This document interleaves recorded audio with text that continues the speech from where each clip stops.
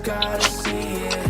Keep on reaching, the stars are aligned and feel it. I said keep on believing, nobody else gotta see it. Keep on reaching, the stars are aligned and feel it. I got ice in my veins and my teeth are froze. Happened cause the passion of me making goals. Only time I feel alive is when I'm chasing goals. And when I'm reaching goals, that's why I be alone. The time I level up is when I be alone. Only way to really find out what you're capable. Let's put it all on the line when you're chasing goals. There's a magic that'll happen when you're facing them. There's a magic that'll happen when you're waking up. And when you're weak and numb, but you keep breaking them. I'm talking curses that are around your generational. I'm talking chains around your neck to really weigh you down. Like I used to give a fuck of what they think about. I was swimming on the surface, but I'm deeper now. Long, long time, face the reaper now. Forget what everybody says, you don't be right. All right. Hey, everybody. Welcome, Zach Martin. Fade it out. Boom. Welcome. Zach Martin here. Noncustodial's live today. You know what? Intro screen, we've been talking about that, Rosa. That's what we were talking about before we started today. It's like, man, we need some kind of startup. But maybe for next week, we'll have an intro screen. So gotta get you into what? What is he even talking about? Like some kind of screen that doesn't have us being on here. He doesn't like seeing us just sitting here being awkward. Like I like it, the black screens personally, but nobody what doesn't come with the black screen? It comes with if it was a black screen or something like that. How about just a big old Kids Deserve Dads logo up on the front? Bam. We'll make one. We're working on it. It's on the list. So it's on the list. But anyways, I'm Zach. This is Alysha, and we are the Noncustodials Live, episode 20. So wow, kind of feels wild to say that that's episode 20. It's almost May, so this year's like a quarter over already, and more than that, like a third of the way over, and it's just going so fast. So, but it's been a really great start to the year. And I'm looking forward to what we have going on. Last week we had a great show. We've had the last couple shows have been really fantastic, honestly. Dean just really hit a home on false allegations and like what you should do, and that guy has just a wealth of knowledge and information, and so we thought we'd follow it up today with our friend Chuck, and he's gone through family court for a long time. He's been really battling hard to see his kids. I want to say it's like 1,344 days or something along those lines. 1,787 days. 1,744. I had the one in the fours, so it's okay. Anyways, yeah, no, he's a great guy, and he has gone through a lot, and so to go off of the experiences of what Dean talked about last night, and then have someone who's come on here who's gone through the experience of not getting to see his kids, not being allowed to be in his kids' lives, and what he's gone through to be in the spot, and what he's continuing to do today for himself, for his kids, to be in their lives, and also to lead by example in his community, to help make changes to help kids not have these same things happen to them and to their dads. And the guy's fortitude to persevere through this experience. He's a pretty amazing man, and I'm excited to have him on today. So without further ado, you want to bring him on, Alysha? Let's go. If my mouse is on, there he is.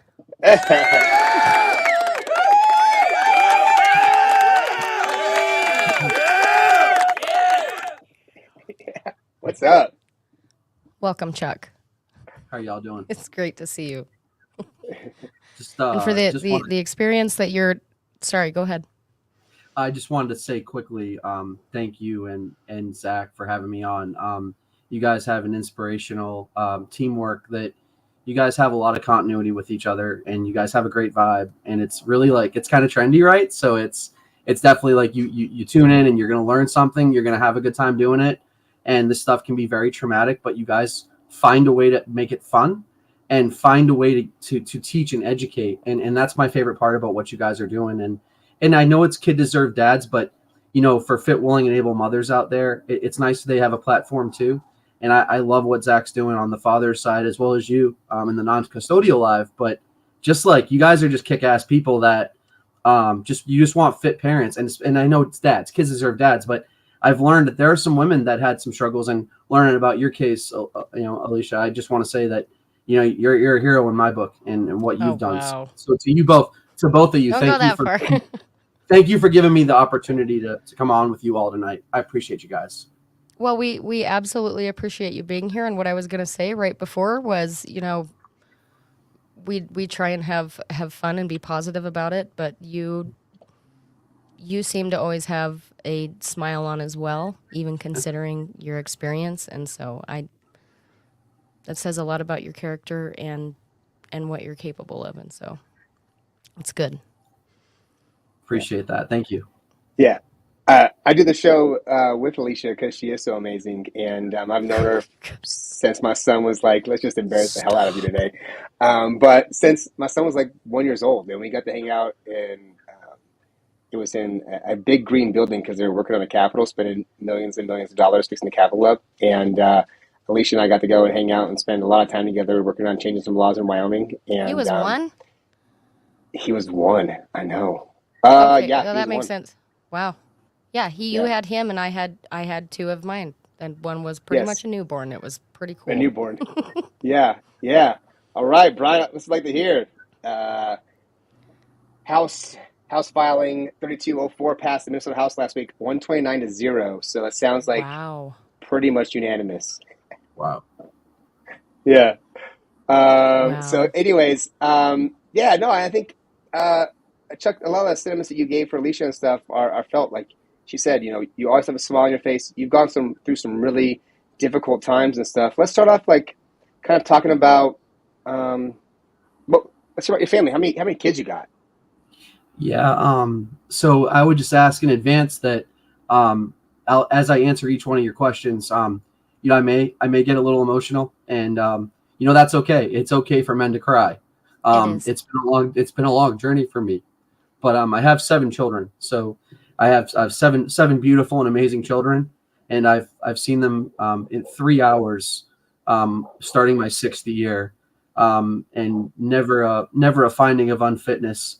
Never criminally charged, never even under suspicion of a crime. Just judge didn't like me that day, and I had a tough outcome. And I'm a survivor. I am not a victim. And I found myself recently, over the last couple of years, and I know I need to let the moderators and you guys are running the show, but I just want to thank Sean Pearson, who does amazing work with me with mindset coaching, my personal therapist, who does amazing work with me. There's a really strong reunification therapist right now that she's doing everything she can. And there's a lot of people on my team, so I can't go forward without them. I mean, Dwayne with Pissed Off Parent, Robert Garza with the legislation he's passed. These are people that I can consult with, and it's Zach, yourself. You let me from time to time. You always make time for me, and Ken Rosa. I mean, there's a lot of people involved, and I have a really big legal team, and I have a really big personal people that just care about me. And I would say I'm not worthy of it, but I'm great. I'm very grateful.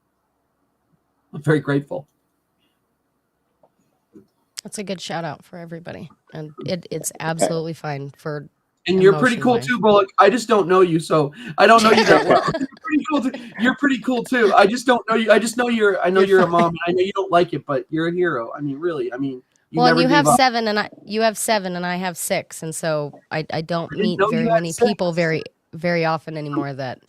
So during the show, I can literally one up you. Yes, the entire one. Yeah. I have one more kid than you. A great group of people and that kind of stuff. And I think you sell yourself short because these guys wouldn't be around you, and these women wouldn't be around you supporting you for this long to help you through this cause if you weren't worthy of their love and their care and support. And so you're more than worthy, my friend. So Yes. Thank you for the kind accolades, and I'm sure for everybody else who you mentioned, they thank you also, and they're blessed to get an experience with you and support you through these hard times. And I think one of the things you talked about that Sean's worked on you with, and I'm going to put a plug for Sean because next week Sean will be on the program following it up. And I think some of the things that he's going to talk about next week are going to be really fantastic. But one of the things that you mentioned was that you're not a victim, that you're kind of surrendered to this experience, right? I'd love to hear you talk about that surrendering, about how years ago you weren't surrendered to it, but that you have come to that acceptance of what it is, right? So, Can you talk about so I that?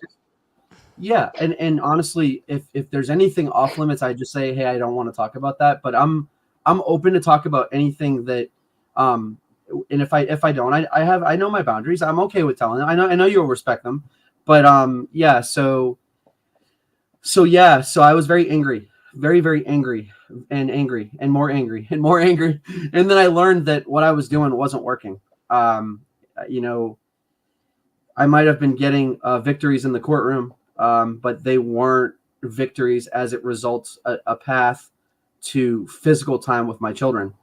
A lot of judges that took on my case in different levels were like, whoa.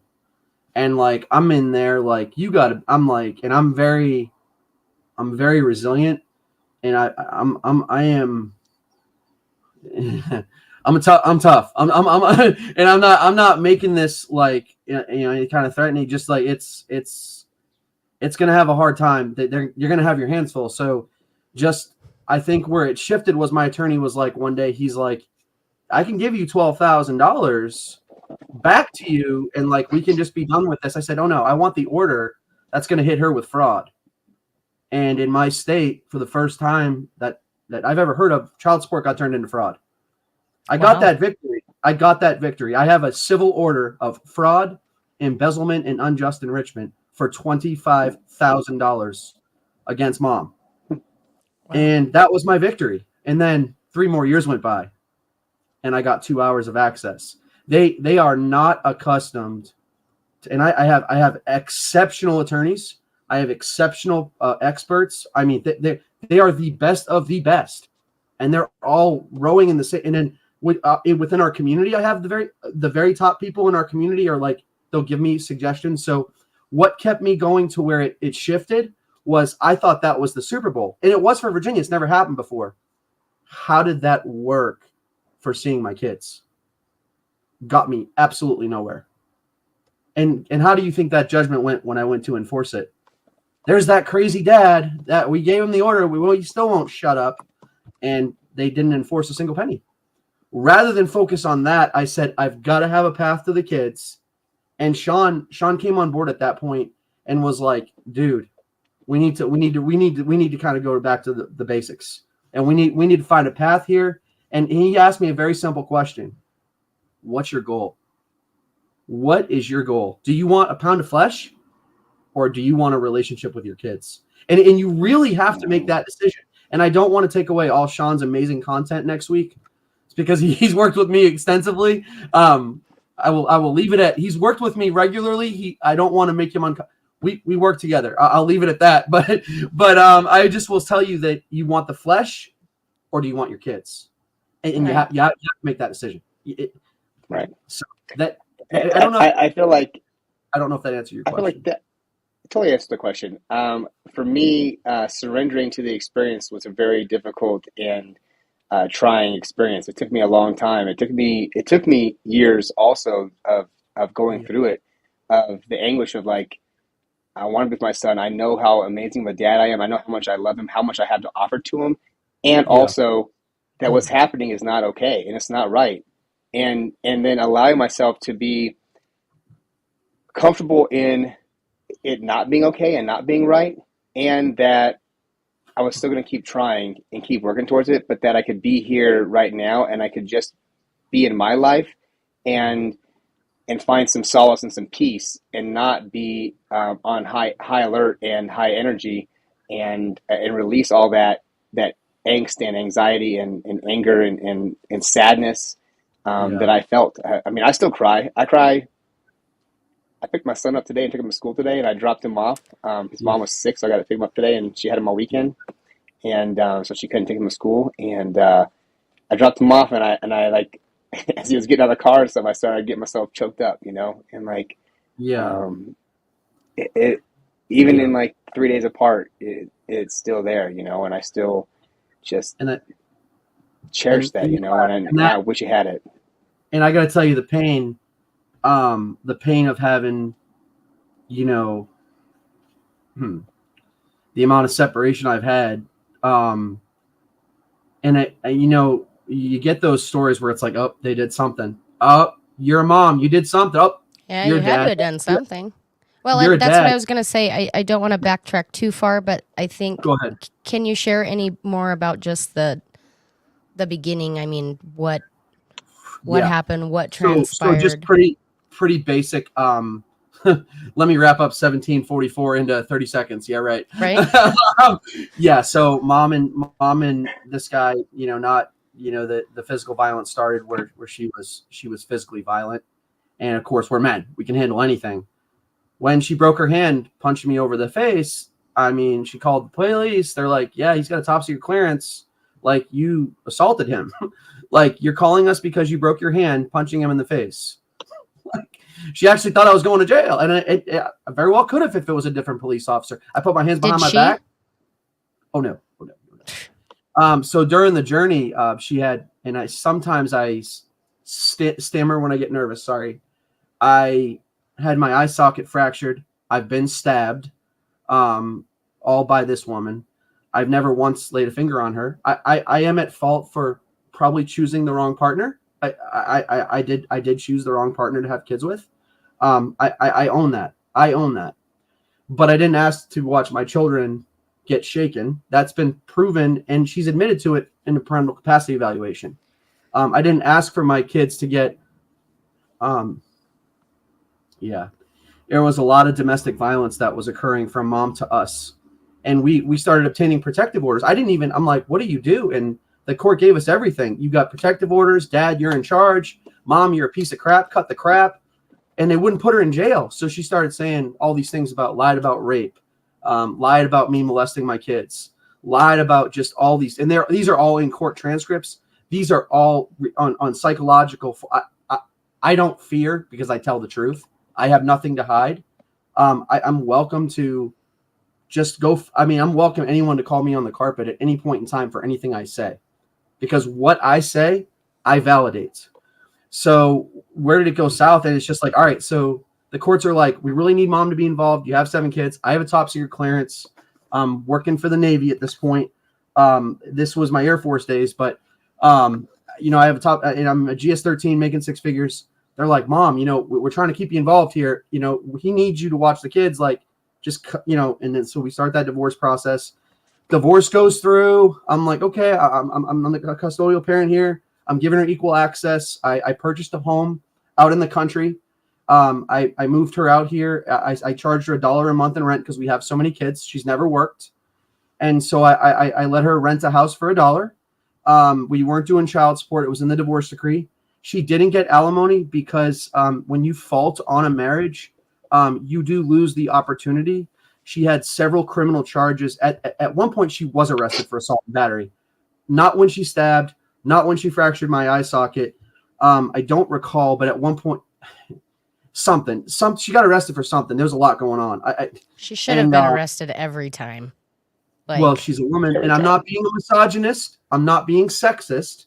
Still, because I think women are great, but she's a woman, and the police tell me all the time, this isn't, try to make it work, and abuse. The judge kept on filming in front of the judge, kept on going in front of the judge, make it work. Well, finally we got to a community, and this time her lie worked.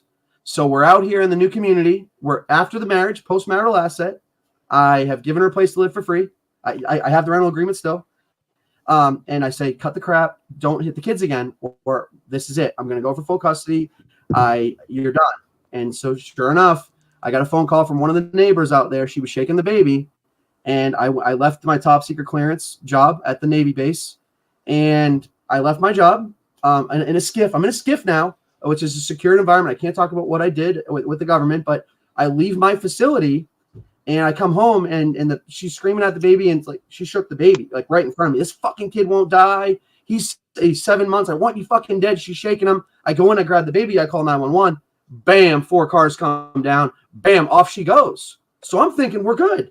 Mom's going to jail for once and for all. She's shaking the baby. By the time that processed and we appeared before the judge, the Commonwealth had time to get their narrative, and the other county was very fair. I have a great law enforcement where I live, great relationship with them.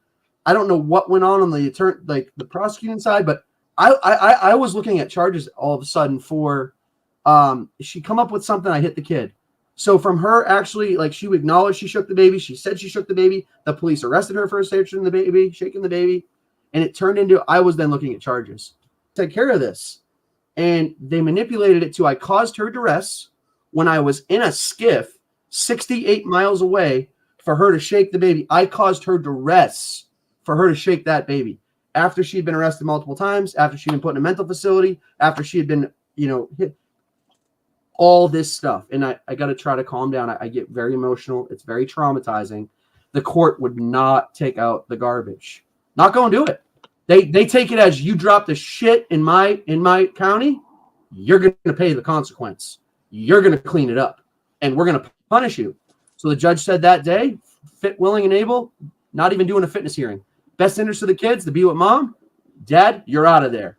Remove my kids that day. Her criminal charges were dropped. And her criminal charges were dropped that day. And she got full custody of the children that day. It was in their best interest, I was told, for her to shake the kids. Absolutely insane. And she admitted to the judge she did it. And I have this on court transcripts. I have all this stuff on court transcripts. And the judge is saying, I need more. And what did he do? I don't remember what he did. And it was nothing, because I didn't do anything. I had witnesses there and everything. Judge is like, I need more. Yes. The question is, did I have sole custody?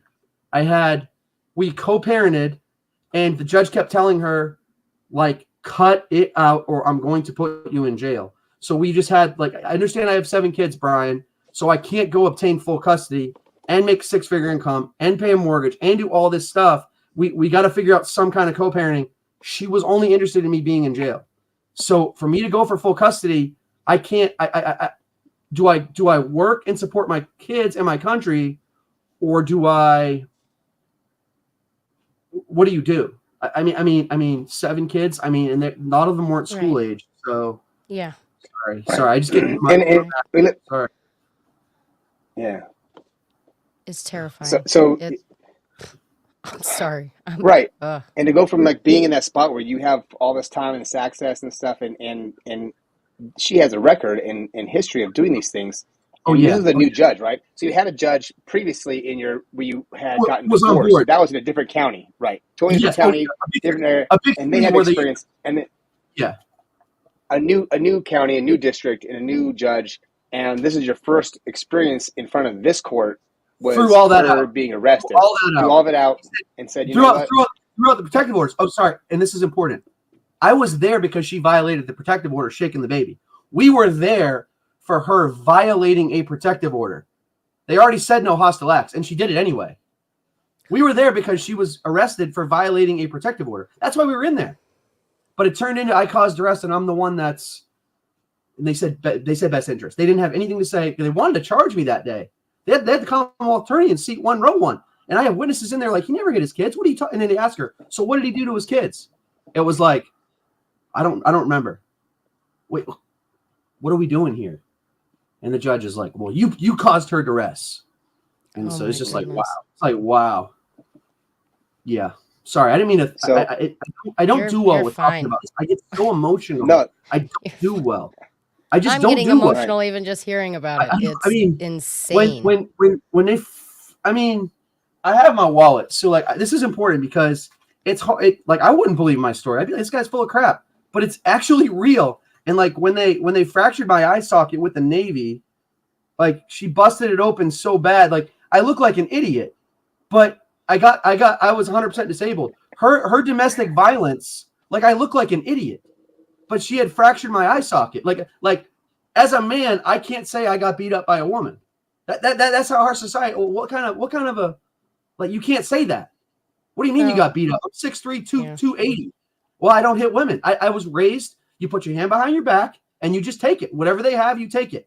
And when the cops came, I couldn't get arrested. So your officer, I put both hands behind my back and I let her do what she needed to do. And he looked at her. He's like, "You're really close to going to jail, ma'am. You're really close to going to jail." I'm not going to jail. He is. He's the man. No, we're not taking him today, ma'am. We're not taking him today. And you're close to going. And all these kids are witnessing all this. Sorry. I'm sorry. I'll stop. I'm sorry. Yeah. You're fine.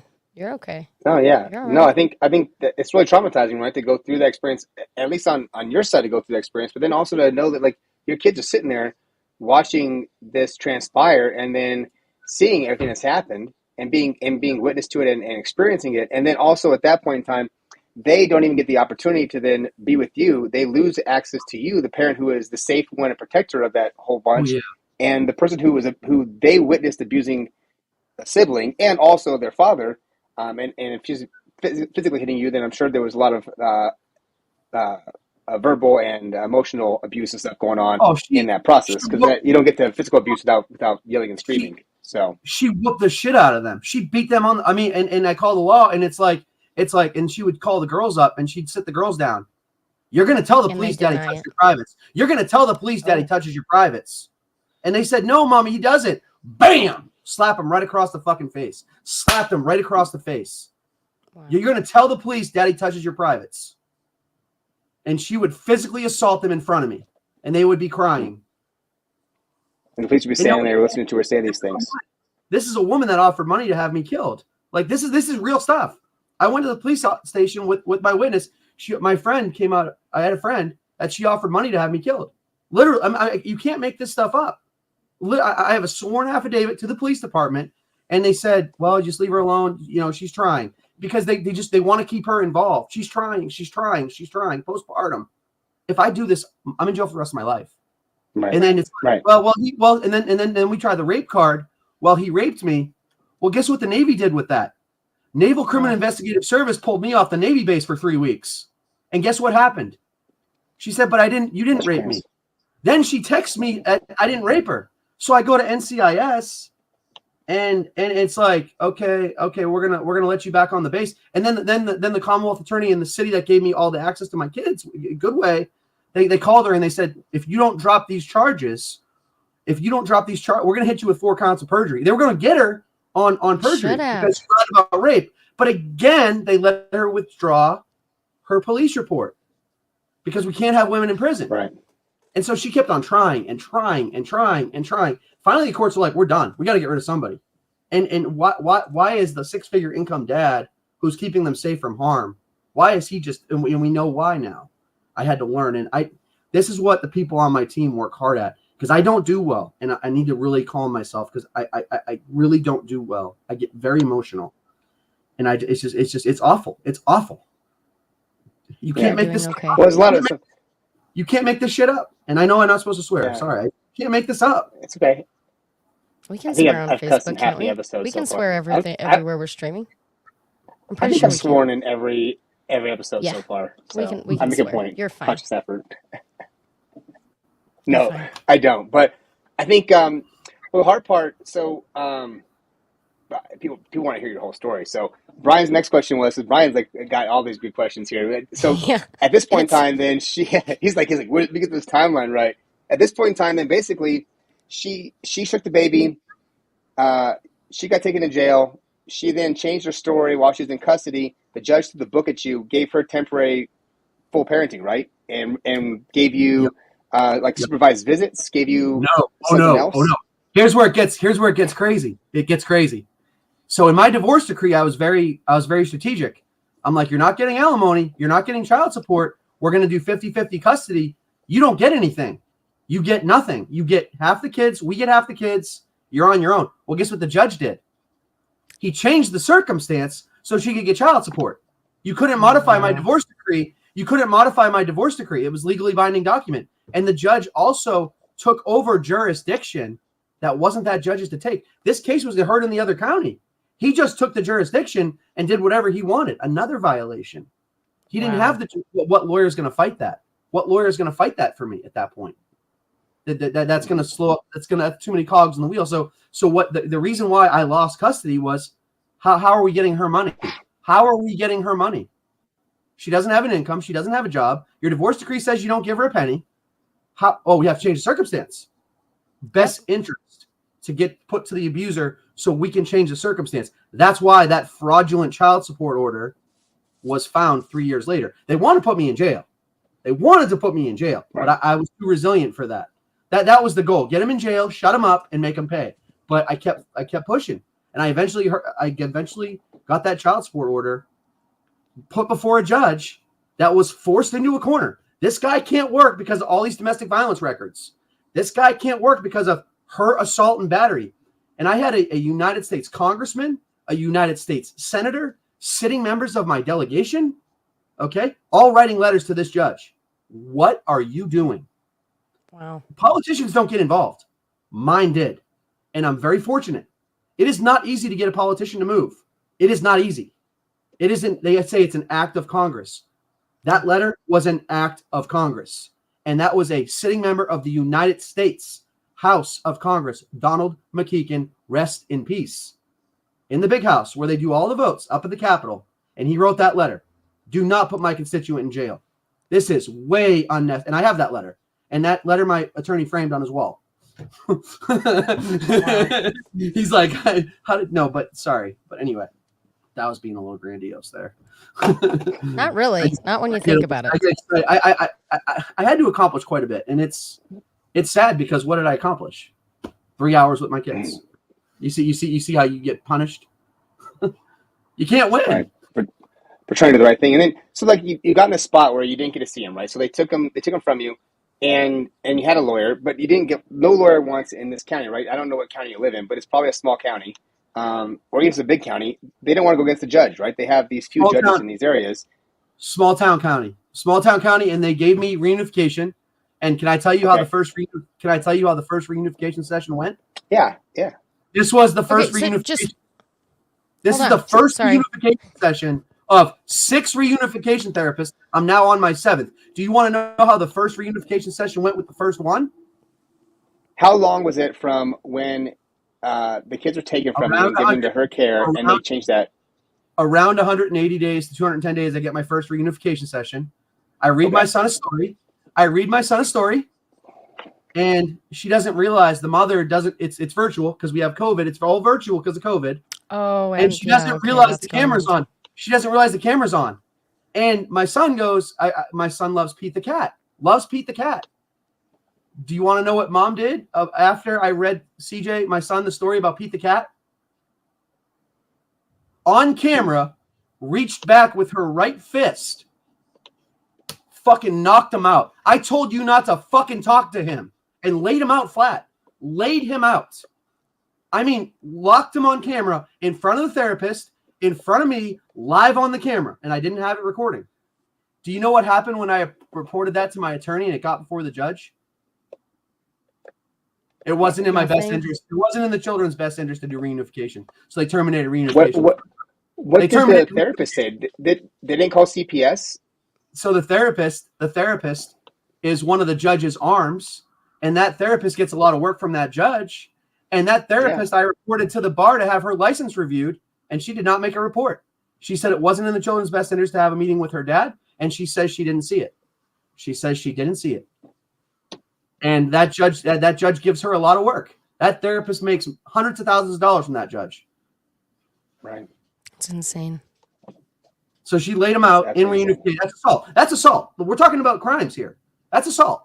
Right. That's not parenting. That's assault. A closed fist to the face in a therapeutic session, court ordered. I don't know how you do, but we ended. That was the first time of many times they ended reunification. So you've had 7 reunification therapists, you said. 7. So that was the first one. 7. That person. Therapists. You had a GAL at that moment too, then, right? You had a GAL appointed. He was that GAL at one point in time. Let's talk about that GAL. That GAL had a report because we came out of court one day, and the court got. This is where I think Bullock's gonna like this one. No, so we get out of court, right? And we're in court, and I'm ready to go to jail. Well, guess what the Social Security did right before I was going to go to jail? They said, you're 100% disabled. So guess who doesn't have to go to jail? I don't, because I'm 100% disabled. Guess what happened when mom found out the news? You guys want to know when mom found out the news? What happened? Oh. Mm-hmm. I'll kill these fucking kids before you ever see them again. And guess who heard that? Law enforcement. Guess who else heard that? The courts. Guess what happened? The kids got removed again from the mother. Oh. They've been removed from the mother multiple times. And I know my story's all over the place. Guess what happened when the kids got removed from the mother? We got sent back into court. We got sent back into court. And now they're in a different state. Apparently, they let her cross state lines. Divorce decree doesn't say they can leave the state, but they let her do it. We get back into court. My witnesses get up there. You know what the guardian ad litem did? You know what the guardian ad litem did? When they removed him? Sorry. Go when ahead. they removed him, they didn't give you access? No access. The boyfriend got the access. No. So when they don't do that. Nope. This And, really, and that's an important thing to talk about. I wanted to. That's an important thing that happens all the time. That dads, when the moms lose custody of their kids, they will give the moms reunification and stuff, and that time to get back with them. But dads who, even if they aren't involved or are involved on the weekends and stuff, they have to go through a whole other process to get access to their kids through CPS in Wyoming and stuff. It's not as straightforward. Like, you don't just, you get every other weekend. We're just gonna keep giving you every other weekend. You don't get that, and you have to go through a whole background check process and everything else. And it probably happens the same thing out there. You have to open your own case with them, basically. So this is where the credibility comes in. I have that court transcript, and witnesses went up there and testified they heard it. Guess what? The gal didn't even investigate it. The gal said, I manipulated the circumstance, and mom didn't say that. The gal didn't realize there was 3 witnesses. 3 witnesses got brought into the courtroom. Before we even appeared before that same judge, they went in chambers. My lawyer, her lawyer, they all went in chambers. We came out. The hearing was held in chambers that day. I know it was, because when we put on the whole trial, it was like, yeah, she definitely said it. She would kill these fucking kids before he ever saw them again. I'm thinking full reversal. I'm going to finally get my kids. No. Right. Judge said 51%. 51% is not a preponderance, or however he manipulated it. And that original judge who fucked this thing up from the beginning, I'm not making a threat.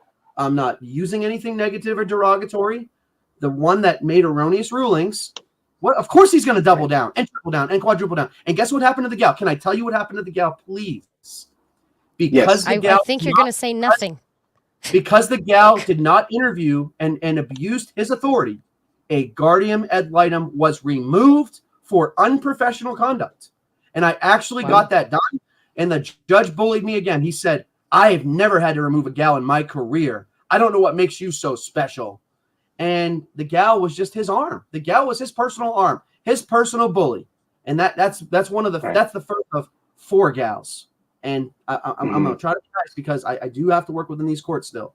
So, I mean, but anyway, sorry. I don't mean to talk.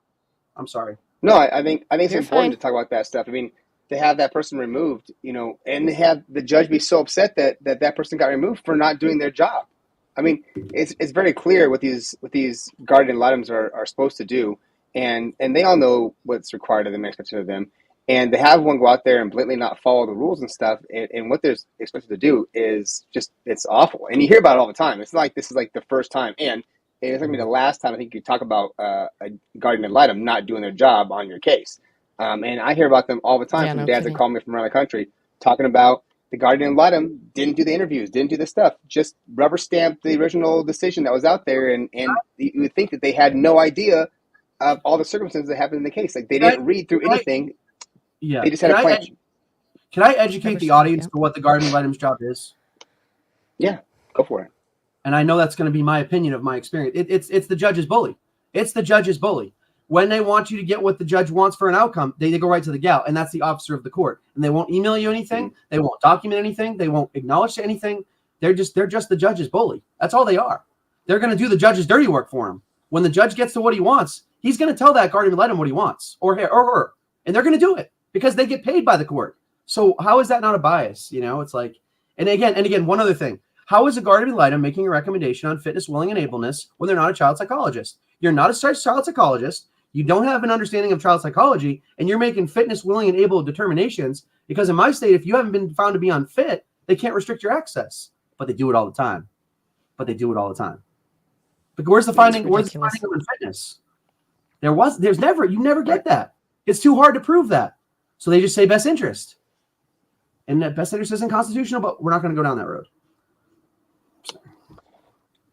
I think you switched it. The 51% comment. Which one? So the 51%. So the 51% was if the judge believes either side an extra percent more, he can say, I don't have over 50% to rule what you're motioning to me. So it's another escape mechanism for them to hide behind their immunity. because the judge is like, he already took care of this case in chambers before it got to trial. When they started calling the witnesses and people started hearing what she said, the judge still gets to make his determination. He still gets to use his interpretation. Now, he's already messed this thing up so bad.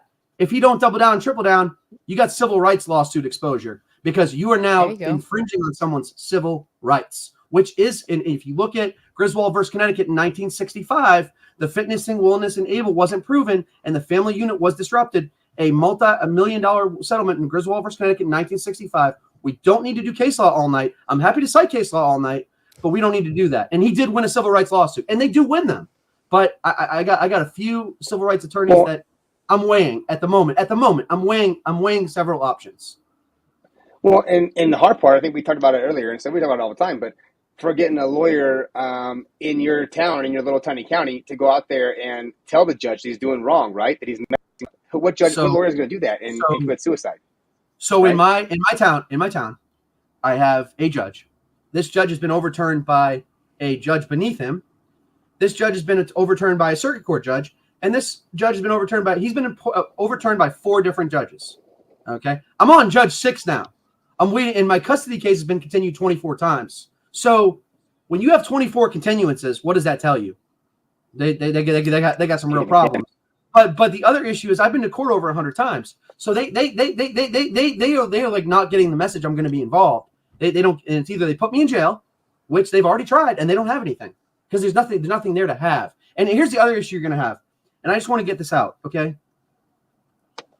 That judge, I put together an abuse of power PowerPoint presentation. Abuse of power. That is a big words to say you have violated your canons of oath. We can now prosecute you criminally, okay? I took it to the FBI. I took it to the Department of Justice, and I start sounding like a crazy person. But the federal government, it's their job. The FBI and the DOJ. There's different statutes. 18 U.S.C. 242. Dr. McKenzie's going to be all over that one. And then you have multiple FBI and federal jurisdictions that they violated. And you start citing that stuff to them. They're like, whoa. I'm like, no, look at the letter from the congressman. Look at the letter from the senator. Look at the forensics evaluations. Look at all the medical records, because all the medical records are there. Multiple doctors have documented what's happened. Charlie didn't just get a broken eye socket because he said so. We have an ophthalmologist.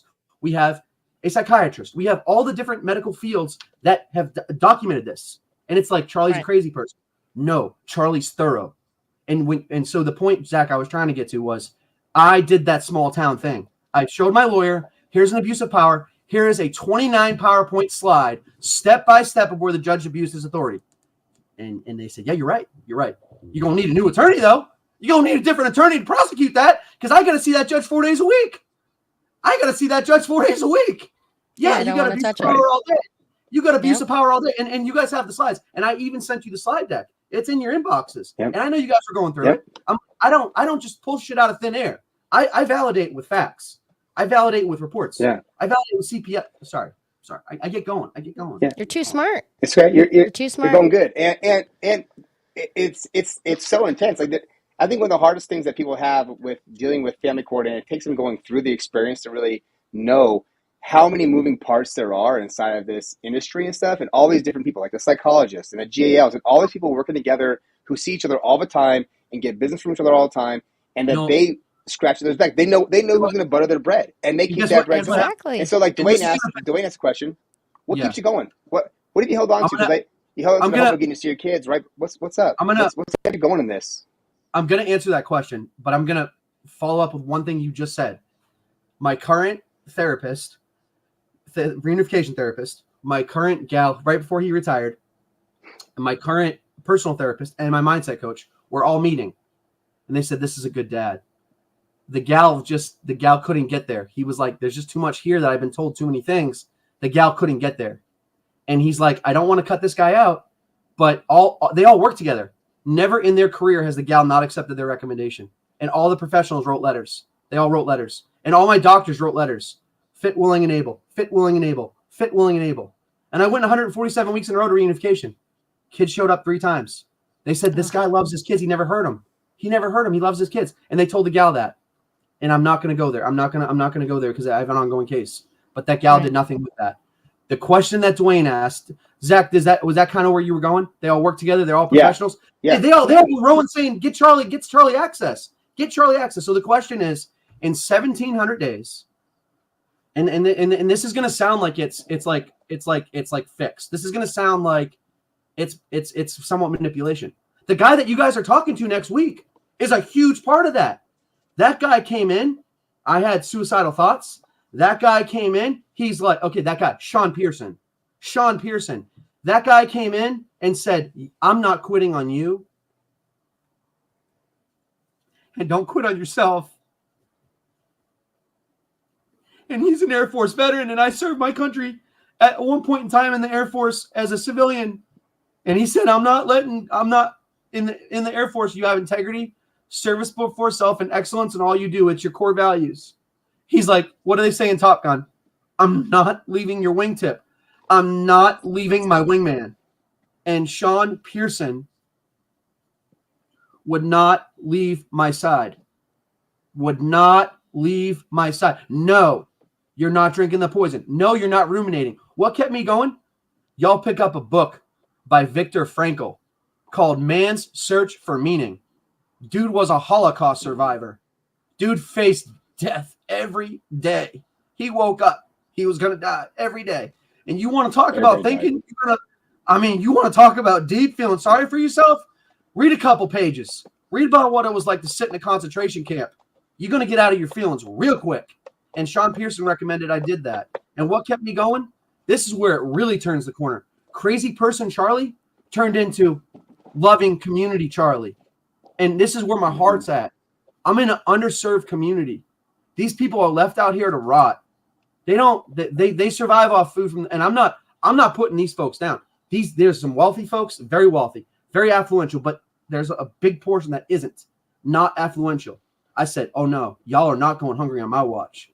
And I started volunteering at the food bank. And again, we can't have work skills because the government will send your ass back in 5 seconds. Get that 82% child support. They'll get that 82% in 5 seconds. So we don't have work skills, but we don't have work skills because we can't, because they traffic your children and extort you. So I would volunteer, and I said, why don't I just go ahead and pick up food for a neighbor?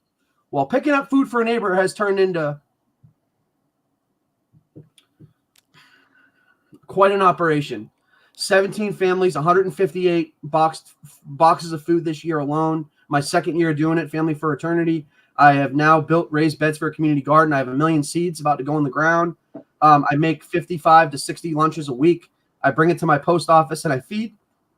If I can't see my kids, I find purpose feeding my community. And they appreciate me.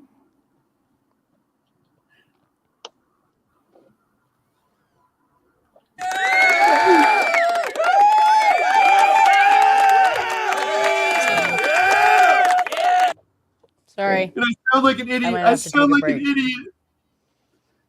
like an idiot. Idiot. You do not. Absolutely not. I mean,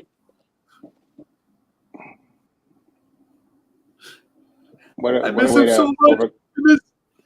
I miss those kids. Like I just like the.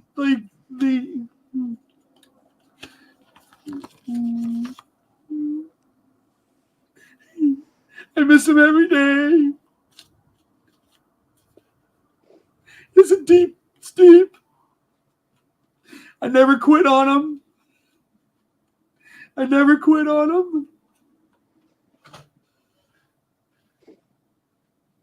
I think they know that. I hope they know that. They say it's the worst case alienation. They say it's the worst alienation case of their careers, and they don't know what to do. All the experts say it. It's the worst case they've ever seen.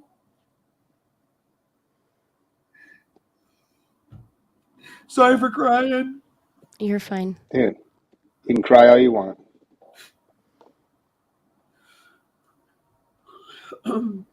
But my community loves them and I love them. My community loves me and I love them.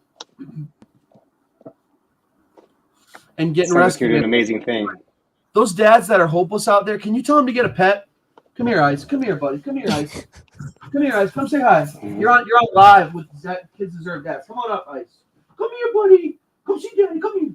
Say hi. My name's Iceman. Say hi. What's up, Iceman? He's big boy. He's wingman. He's my wingman, like Top Gun. Yeah, totally. Hi. Totally. We What's got up, another one Ice too. Man? We got another one too. Come on, Ryder. Looks like a great dog. I Come say hi, completely Ryder. agree. Having a dog makes a big difference, Ryder. man. Come say hi. Say hey, Ryder. Say hey. We're on the camera. Say hi, Ryder. Give me a kiss. Give me a kiss. Oh, give me a kiss. They got their summer haircut. That's why they're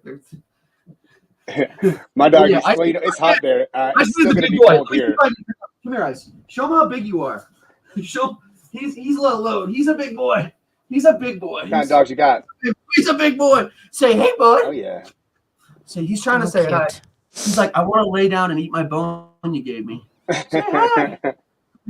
Sorry, I just had to do a shout out to my animals. That kept me going. Hey, no, wait, That kept me going. I mean, these dads out here, service and funny animals.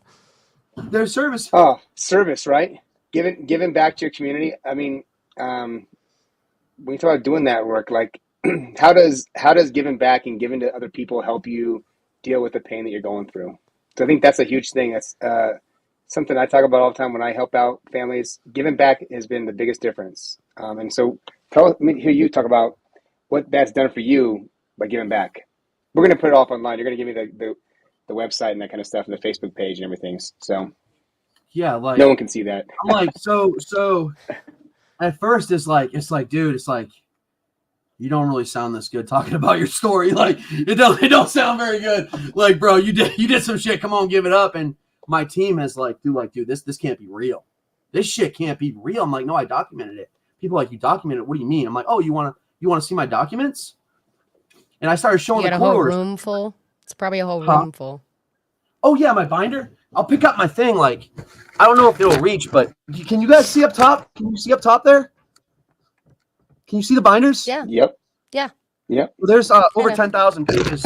Like, yeah, sorry, I didn't mean to do all that. That was I got 10,000 pages of crap. So it's like, so my issue now is that what Sean just said, you have to grieve living children. That you have to literally grieve it. And when I would do reunification now, my kids now have been so brainwashed. It's like they aged the two older ones and they said, well, how do you feel about you? I want my dad to fucking die. I wish you were fucking dead. And I don't mean to swear, but the therapist is like, whoa, where is this coming from? Well, that's what mom tells them. So I got off track, Zach. You were trying to say what kept me going. Right. You were trying to say I want to hear your story about. No, I want to hear you talk about why you started the program to give back to the families and stuff, and how that giving back has helped you deal with the pain you've gone through and give yourself a bigger purpose to keep going. So this relationship goes all the way to the and I have to give them a shout out. It's Food Bank of Southeastern of Virginia, and they have a $30 million annual budget and all this stuff, and they have all these locations, and they millions of pounds of food. And so I don't know how to say this. All right, so this is really embarrassing. So I'm going to answer your question, but it's coming from a place of embarrassment. I'm just very vulnerable. So when I tell you something, it's like I try to preface myself for not getting embarrassed too.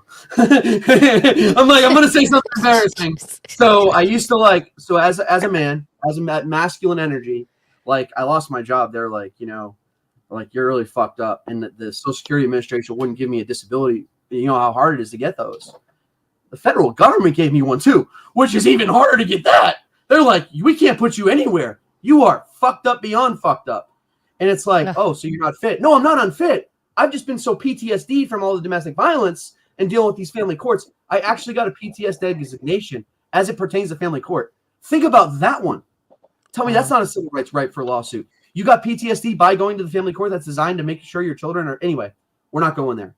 So I had no job. I was facing jail every day. I wasn't paying child support. Okay. She takes me out of the workforce. I can't function. And then that sounds like victim mentality. No, I'm a survivor. I'm going to meet with my legislators. I'm going to meet with my delegates. I'm going to force this issue. Nothing threatening, nothing criminal, nothing threatening. I will force the issue. I will not lay down and have fun putting me down because you're not going to keep me down. They call me Rocky. I mean, I'm not trying to be grandiose. Rocky, I'm going to keep getting up. You ain't putting me down. You're going to have to put a bullet right here to put me down because they put me down many times. And you buried me alive, I'm going to get out. I'm getting out. And so I went into court that day, back to what I was telling Bullock. I was like, yo, like, I'm about to go to jail. Oh, no, you're disabled. I'm like, oh, I'm 100% disabled. Oh, how about that? So when you have no job and you have no work, how are you going to survive? Well, I had to start eating food from the food bank. So I was like, man, I really need this food. Like, this food helped me out Happens for to a the year. best of us. And I was like, wait a second. There's other people in my community that are disabled veterans. There's people in my community that can't drive. There's amputees that can't walk. Why can't they get some food? And so I started that journey. And you had to go there to get the food. I'm like, well, I talked to the leadership and the executive team, and I got all the way to the chief executive officer. And I said, what if? And so I became the cool neighbor that would get food for the disabled veterans. I'd take pictures, And you just I'd call them, and I would like get food for you go and myself. deliver it. And then I'd bring it home and give it to all the different families that needed it. I started out with one family. Now it's 17. Started out serving one person. And now it's my entire community. And they all know me. They call me Caper and Charlie because that's where I live. And it's a population That's that's not served. amazing. And then I go to the post office and I talk to the postmaster, and they know my story. And they're like, I'm like, hey, like, I got all this food. Like, they're like, oh, you want to use our lobby? So getting back to it. So I got all the way to my postmaster. I was out of work, had no job, and I had to get food from the food bank to survive. That was answering your question. So I was telling Bullock. So then I start finding out people in my community need food. So then He I heard get you. I start hooking them up. They're like, yo, you're cool, dude. I'm like, no. And I don't want to get sued. I don't want nobody getting sick. So I got to put all these precautions, get food certifications, all this stuff. Because anytime and so I talked to the postmaster's like, you can use our lobby. I'm like, I can use your lobby? I said, hell yeah. So start doing canned goods, I do sandwiches now every week. And I'm like, yo. And so I get these food that not perishable, the ones you don't go bad or nothing. But I got it all down to a science. So I go to these locations. I do 11 different locations every month. I go to different locations. I've started a community garden. I'm in the process. I pay for all the material. I've never collected a penny. I won't. I refuse. I don't want a penny. Wow. I don't want a cent. My partner's the food bank, and they're telling me I got to be a 501c3. That's work skills. Got to be real careful with work skills. That will fuck your life up. You get them work skills, them courts are going to stick you deep and wide. You better watch those work skills, and you better keep your limitations because they want that sweet little ass to pucker up. They want your ass puckering up. So anyway, so I don't have work skills. I'm just getting food for my neighbor, and I'm sticking with the medical professionals and taking my medicine. And the people that give me my medicine say you're fit, willing, and able. Huh? How about that? The child psychologist said you're not a danger to your kid. How about that? Huh. We get all those letters to the gal. Oh, I don't. Whoa. I don't know about. We need to slow roll this. And so, on a good note, after feeding all these people, they're awesome. They're like, yo, I don't like this. They tell me what they don't like, and I get spoiled food. So guess what I do with the spoiled food? Start a compost area. So you start a compost area. So you turn the compost over, you put it in the community garden, and now you got 1 million seeds in the ground. And guess what's going to happen? People are going to pick their food right out of my yard, literally. Wow. So from the pile of the judge's shit to the compost pile to their food table. Think about the irony there. From thrown away food, thrown away dad, to a compost pile, to a community garden, to a family's table. Talk about irony. From the judges shitting all over me to my worm. My worms love me. I have 44,000 worms. I have 4,000 worms. I have my worms they love their potatoes. And in the food bank now they separate all the bad food. They say, here you go. I'm like, yes, sir. Yes, ma'am. And I tell my people that complain, if they don't like food, don't give it to me. I can grow. I can turn it into, you taking shit and turn it into gold. Sorry. Zach, I get passionate about the food. I get passionate about feeding these people. I'm telling you something. These people come at my people. I get passionate. Them's are my people. And I will fight for them tooth and they say they can't have food. Oh, hell no. You ain't telling a vet that he can't eat because I'm going to feed him. I'm going to feed him. And I don't want no credit. That's the Lord's work. And I get into it. You ain't telling a vet he ain't eating. And what did I used to do? Serve my country. So I get passionate about it. And you still are. You still are. Yeah. I get real into it. You still are. Sure. Sorry, Zach. In a major capacity. I get so into it. I'm sorry, Zach. And Bullock, That was a huge need for what you're doing, man. My neighbor's a vet and I know a bunch of vets and stuff, but just some of the things with going to he had cancer and needed help going to get his cancer treatment and stuff, and there's no services to help vets get to go to the place you need to go to get his cancer. Yeah. And right, if you don't have the ability to get to the food bank or to the church where they're serving them at and that kind of stuff, how do you get those things? And it's something that unless you're in that position, you don't even necessarily even think about it. You're like, somebody's already taking care of that, right? Like that's the thing that's being taken care of because these guys are amputees or whatever the problem might be, and they need all this help, and they're going to be there's the services are out there. The VA takes care of all that stuff, and they don't. And these people are out there left hanging and starving. And the hard thing too and it's is pretty incredible. They'll be like, Chuck's a crazy Friar person. Chuck. My new They'll be like, I love that nickname. I've Friar never Chuck. heard that yet. Friar Friar Chuck? Chuck?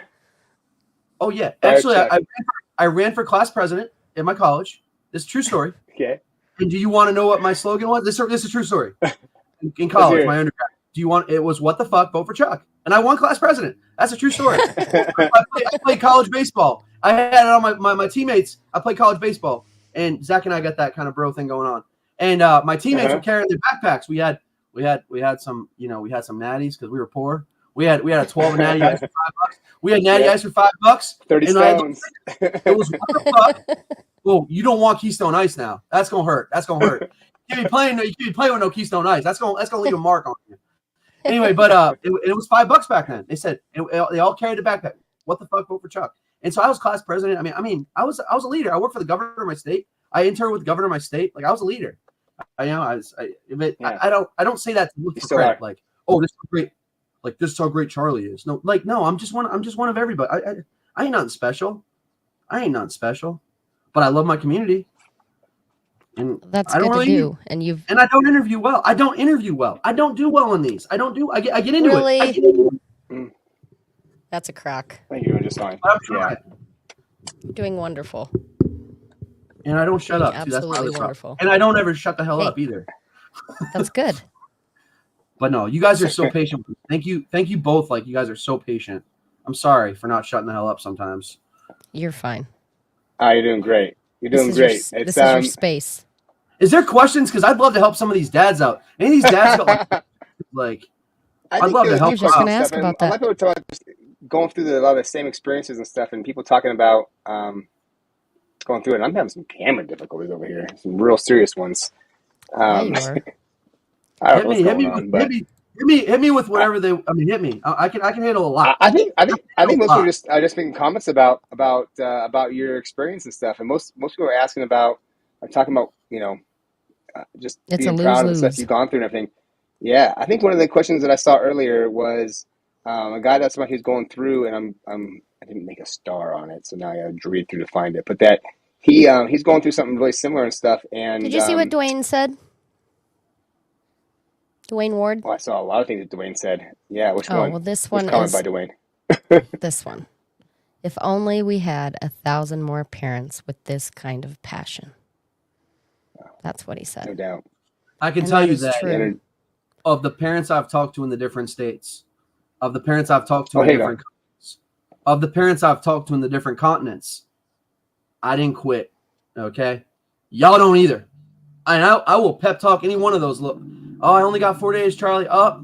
I only got, man, I didn't see my kids up, Charlie. I get it. Trust me. I have a very small space that I can work with, but I help every one of them. And I tell them, I don't have a lot of people I help, not intentionally, but if someone reaches out, because I do get people to reach out, and I don't quit on them. I don't quit on them. I said, I'm not going to quit on you. And look at what I've been through. Try 3 hours in 5 years. Try that. And tell me about your 4 days a month. Try 3 hours in 1,700 days and tell me about your 4 days a month. Because I'm going to promise you, you won't find a more fit, willing, and able parent. And I'm not saying there aren't fit, willing, and able parents out there. I love my kids more than anything in the world. They are my purpose. And I know I'm not. I know Sean Pearson in me is telling me you have purpose. You don't just make it about your kids. And I know what he's telling me. You got so much purpose. But like I'm not. Yeah, your I'm purpose. Not. You're a great dad, and you got so much love. You know what? And I think what Sean will tell you with this is that your purpose is so much bigger than just your kids. It's who you be and how you leave an impact on this world. And my experience of you is your heart is so gigantic that even getting your kids taken from you and watching them be abused in your face and the system abusing you in retaliation and continue to keep doing it, that you still have found a way to pour love into people in your community and make a bigger difference and show love and compassion and respect across the whole entire area. And that, like you said, Friar Chuck, man, everybody knows that. And that you're making a huge difference. Like I'm excited about the stuff you're working on with this because that's an opportunity to change the world and do something big. And you're doing big things in your community, and it's something that could be huge everywhere. So And Zach and I haven't talked about this, but and this is going to be new for Bullock because I haven't told Zach this, Bullock. But my house sits on almost 3 acres, and I took an unabandoned house, and I paid $50,000 of cash. I never used a power tool in my life. I never used any power tools, anything, and I've rebuilt it from the ground to include decks, to include roofs, to include. I have no idea what I'm doing. But if there's a dad out there, and I've talked to Sean about this, and we're trying to figure out the details, but I'm seeing if we can do something like a dad of the year or something, and get them a couple nights out here in Virginia, find a way to get them some travel and a retreat, because I serve my community. So if you came out here, I mean, free of charge, this would be free of charge. I don't want a penny, but I'm going to get with Zach and Bullock and Sean and see if we can do something, because like we need to let dads know, like there's a safe place out. And I know Melissa does it. Melissa's got a house, and I know Virginia's far for a lot of people, but if there's any of you poor bastards out there that need a place to fucking lay your head down for a second and just let it out. I mean, I'm a tough son of a gun, so don't try to think you're going to get one over on me either. But I mean, I'm just saying, like, it'll be all free. I want something with kids deserve dads that, like, I got. So I've been working on this thing, and I've been putting it together for a while. Elijah's House of Hope, and it ties together. Me being a lawyer is an integral part of it, and it's been a battle that I've been battling with for a while now. But it is a place where dads can come, and when you're going through divorce and separation, that you have a place to stay, your kids have a place to stay, everything's furnished and all there. And we work on parenting skills, we work on personal development, we do financial education, we do strength training, we're in the gym, we're working out, we're meal prepping every week. We're doing all these things and stuff. I know, right? That's why I love Chuck. Mom. I do. Zach's mom. Can you see the comments, Chuck? I do seafood broils. I mean, I don't make these people half-ass meals. You talking seafood night, you talking Italian night, and I'm not talking little baby. Oh no, you talking a meaty portion. And some people have kids, and there's a family out there. I'm not gonna put these people out like that. There's some vulnerable families. They don't get a little bit. No, I go to the store, get an aluminum foil tray, and load them up with meat and pasta, and like these ain't no half-ass little. Here's your little small size. No, I'm a big guy. I cook big. Yeah, my personality's big. You don't look like you do any half-ass meals. So I don't do no little candy. I'm not doing taco meat and rice. All right, don't serve me like taco meat and rice. 93% fat, lean. Oh, I know. See, I'd probably make you fat. Zach, I'd probably make you fat. I'd probably make you obese. I'm a fat kid. I'm a fat boy at heart for sure. I eat like a fat kid. For sure. Sean's been down here a few times, and Sean Pearson's been down here. What I have in my fridge, I love him. He's like, Charlie, I don't know if I can eat that, but he goes to a place of love. She goes to a place of love, but the food's bigger than him. It's like, Charlie, I can't eat a loaf of French bread with 55 pounds of deli meat on it. That's just damn. It's too much. But like all joking aside, like for you both, for the first time on a live, to give me the trust and to have the confidence and me not shutting the hell up, I just want to say that I really respect both of you. And I've seen the guests that don't shut the hell up. And sometimes they talk and sometimes they listen, but I'm probably the worst at not shutting the hell up. But thank you guys for your patience with me because I'm probably the worst at not shutting up. But I just want to say thank you for your patience. It's funny because we were just talking about this today, Zach. Remember? Do you remember what we were talking about? Not well, it's just it's. I'm not saying who we were talking about. I was saying it's nice. All of our guests have been absolutely incredible, but it is nice and invigorating when you have a guest on that they're so passionate about everything that they're doing, and they're just honestly, like, you're filled with spirit, and you're letting it flow. And it is natural, and it is great, and you're sharing, and there's not many questions to ask because it just organically, it all comes out. So it's good. I was at the volunteer community thing, and I might get emotional, but they called me up. They said, Charlie, you got to come down to I'm like, oh shit, what do I do now? Because everything I do is mass proportions. And I get down there. He said, we're having a volunteer recognition. I said, I'm not a volunteer. They said, hell, you ain't a volunteer. So you get your ass down here. So I get down there. I'm like, where's Waldo? It's a very diverse area. And it's like, and I love them and they love me. And I'm not going to lie to you. I'm the only white dude at my church. I'm the only white guy there. They said I got soul. And they call me Brother Charles. They say, Brother Charles, that boy crazy, but we love him. And I get down there. I get down and I get in there and they all stop. And they said, Charles has something he wants to say. I get up in front of 100 people. There's 10 tables. Like, Chick-fil-A catering. And I started crying. I looked at each one of them volunteers. I said, I want to let each one of you know. I know I'm a lot. Capron is eating because of you all. And I went around and I brought a card. And each resident that eats, they signed it. Oh. They signed their name. And a couple times they call like, Charlie, you delivering to this person? Charlie, you delivering to that person? I don't discriminate. I don't care if they're dangerous. They got guns. I don't care. God is with me. I go into houses. I could be getting shot. I break and enter and pick up trash. I walk into people's houses when the door's unlocked. I'm bringing food.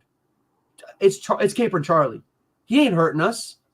He ain't hurting us. And I had one time come in his dad. It was and that's my boy TJ. TJ's out of Virginia Beach.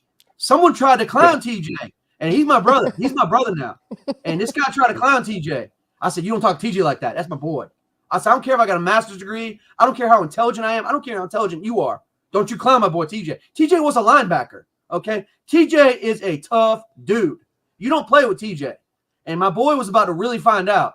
And I'm just saying, I get along with everybody. So I know I can see that. What I'm trying to say is like they recognize me, and I got to tell everybody, thank you. A lot of times they're like, "Yo, you ain't delivering to that." I'm like, "The hell I ain't." You want to see pictures? And I take pictures. I got a ledger. I keep a ledger. So it's like, and everyone's like, "That's Capron Charlie. Give him whatever he wants.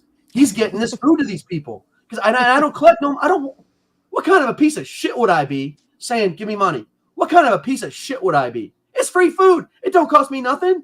And then, I got to buy some bread. I got to buy some trays. I don't want to get paid. I want to feed, and I can't get paid. I don't have work skills. I don't got no work skills. And they don't know what to do. What are you doing with me, Zach? What are you doing with me, Bullock? We can't send him to work. We can't keep him away from his kids. The dude's like, we keep knocking him down. He keeps getting up. He keeps going. Sorry, I know that's too much. Too much. No, it's what do you do? Incredible. I get so into it. My lawyer calls me. My lawyer calls me the hype man. My lawyer, I feed all those guys. Every year I bring them a Christmas gift. I go through the whole. I'm calling you every morning when I get up. Like I'm just calling you every morning. Pumped up to go for the women. Let's go. Get in the gym. Yo, so you want to hear something funny? Take a guess what I got my lawyer for Christmas. Take a guess what I got my lawyer for Christmas. And this dude is awesome. I have an awesome lawyer. I love him. Take a guess what I got him. You're going to love this. A coffee cup. It's a mounted. He's been a lawyer for 22 years. He's in the 1%. He's got all those AVO ratings, all those special letters. He's got all of it. He's like fucking guest speaker, lecturer. He is the lawyer of lawyers. He is got a law firm, 6 locations, 25 people on his staff. And I brought all their little Christmas gifts. What do you think his Christmas gift was? It's mounted behind his desk. It is mounted behind. You gave him the letter from that's somebody in Congress. But there was a real gift. Take a guess what the real. Okay. I don't know. What was it? So I'm intense, right? So you know this is coming.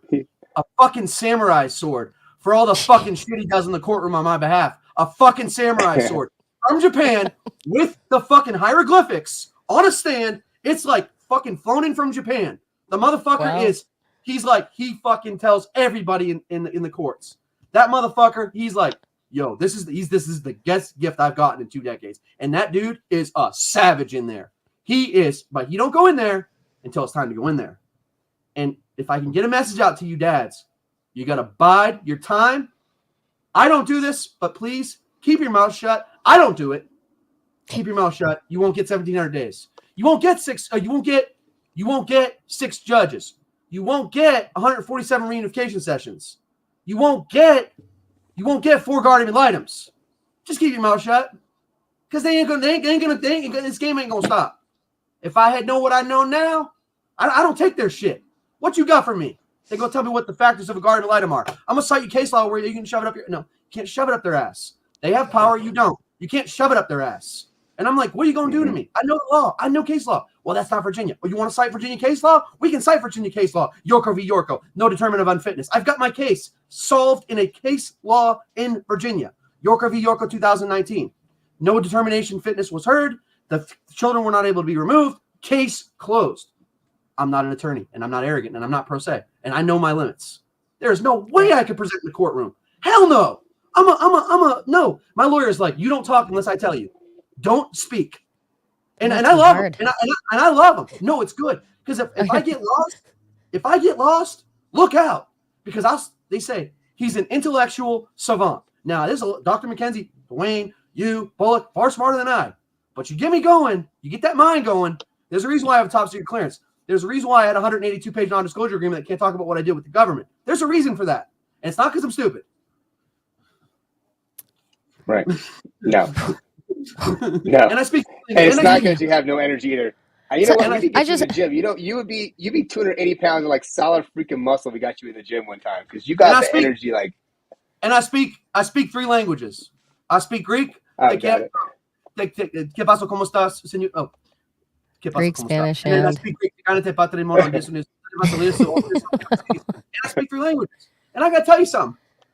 Any language you're going to speak in court, it's bullshit. Just keep your mouth shut. Keep your mouth shut and sit down. Sit down and shut up. Right. And don't talk. Yep. And just say thank you for what you get. Because otherwise you're this guy. You're this guy. You are this guy.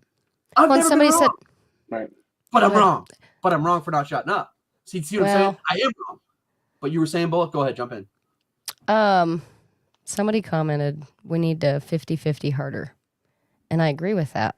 But it's sad, but this situation is going to play out however many more times, even if we have our 50-50 presumptions. Because these psychological problems that people have where they figure out a way to do this to another parent, regardless of a presumption of 50-50 in the law, it's going to continue to happen.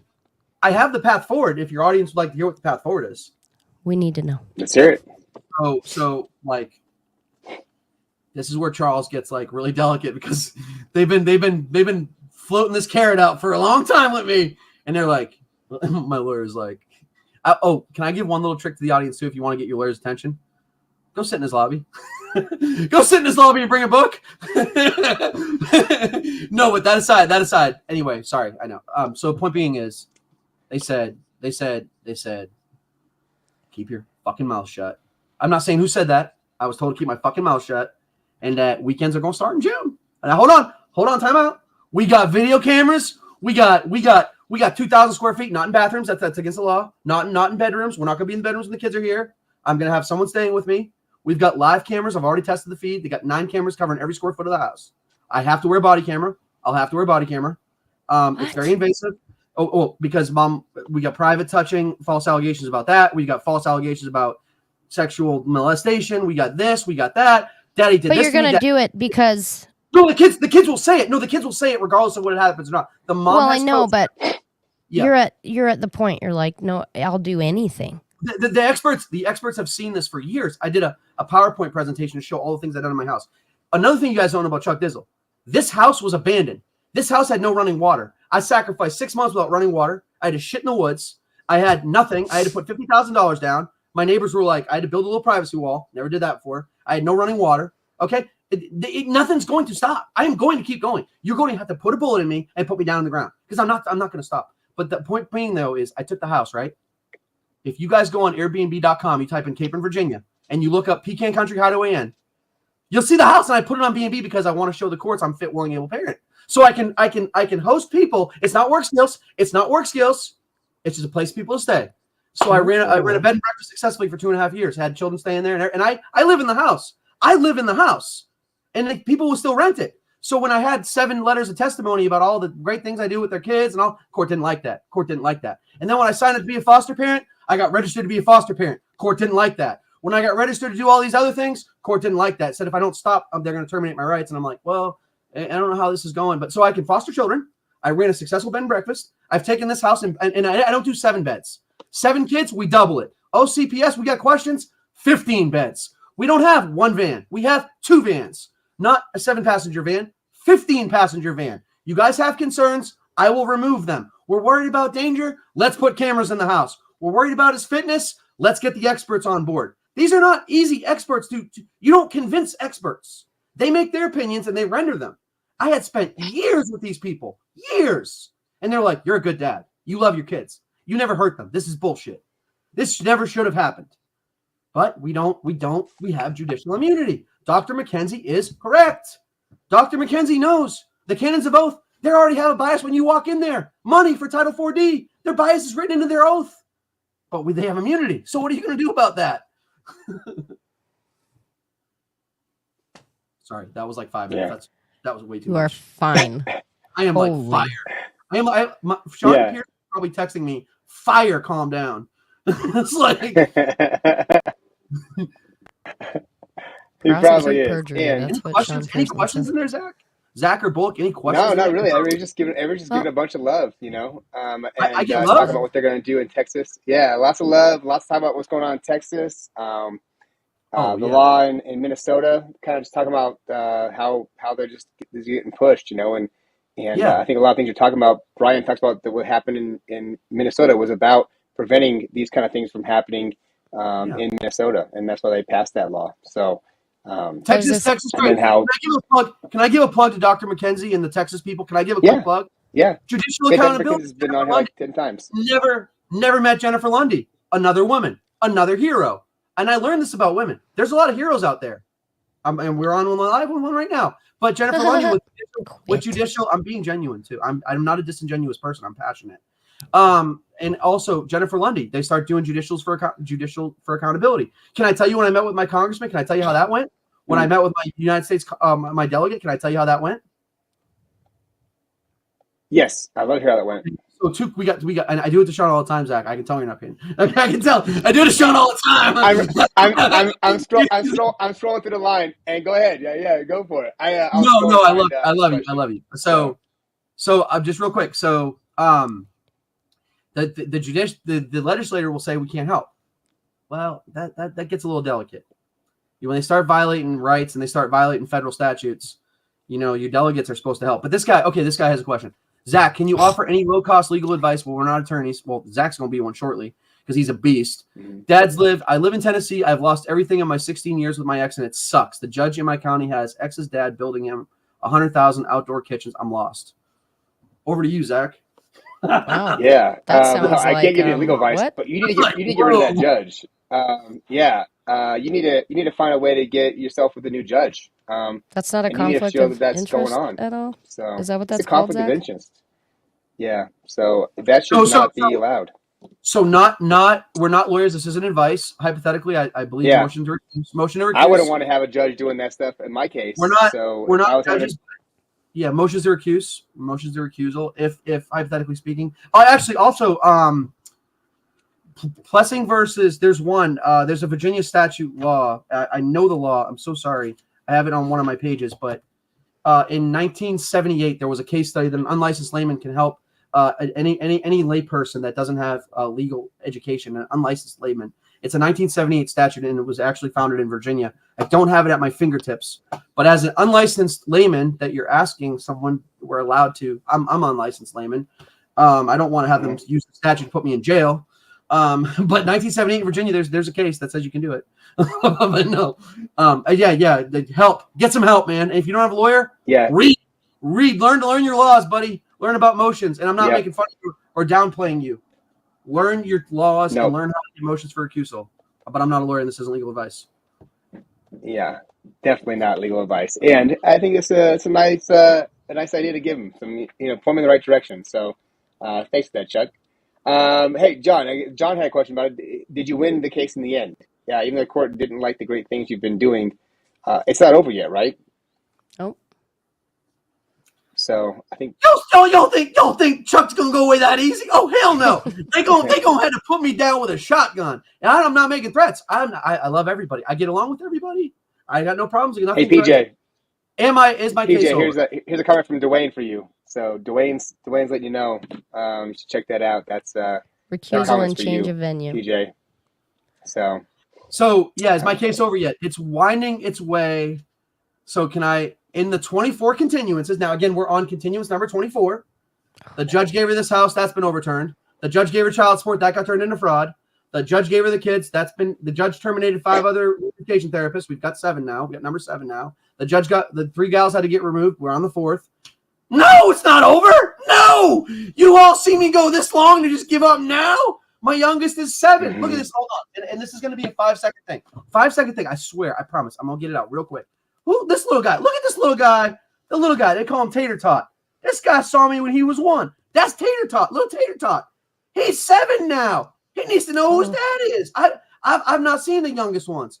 And the oldest ones can want me to die. Okay, I'm sorry, guys. I'll be around when you get 18. I'm not your bank, though. I ain't going to be your bank when you're 18. But that aside, absolutely not. The problem we're having, guys, the reason why this case hasn't unwinded its way, what do you do? What's your decision? How do you fucking unfuck this? This thing's been so fucked. You know when you give him the kid, she's going to be calling the law. The accusations are still coming. It's a high conflict divorce. And this is like a 1% case, everybody tells me. This is a case, not even 1%. None of the experts have ever seen a case like this, ever. And what does that tell you? They got 40 years, 50 years. Like, this dude's 78 just got, the gal we just lost had like 47 years as an attorney. And he's like, oh, he's on the newspaper. He's on these high-profile cases. He's like fucking 6-figure, 7-figure lawyer. And he just got thrusted in. He was the 3rd gal. They put the top people on this case. They're like, holy shit.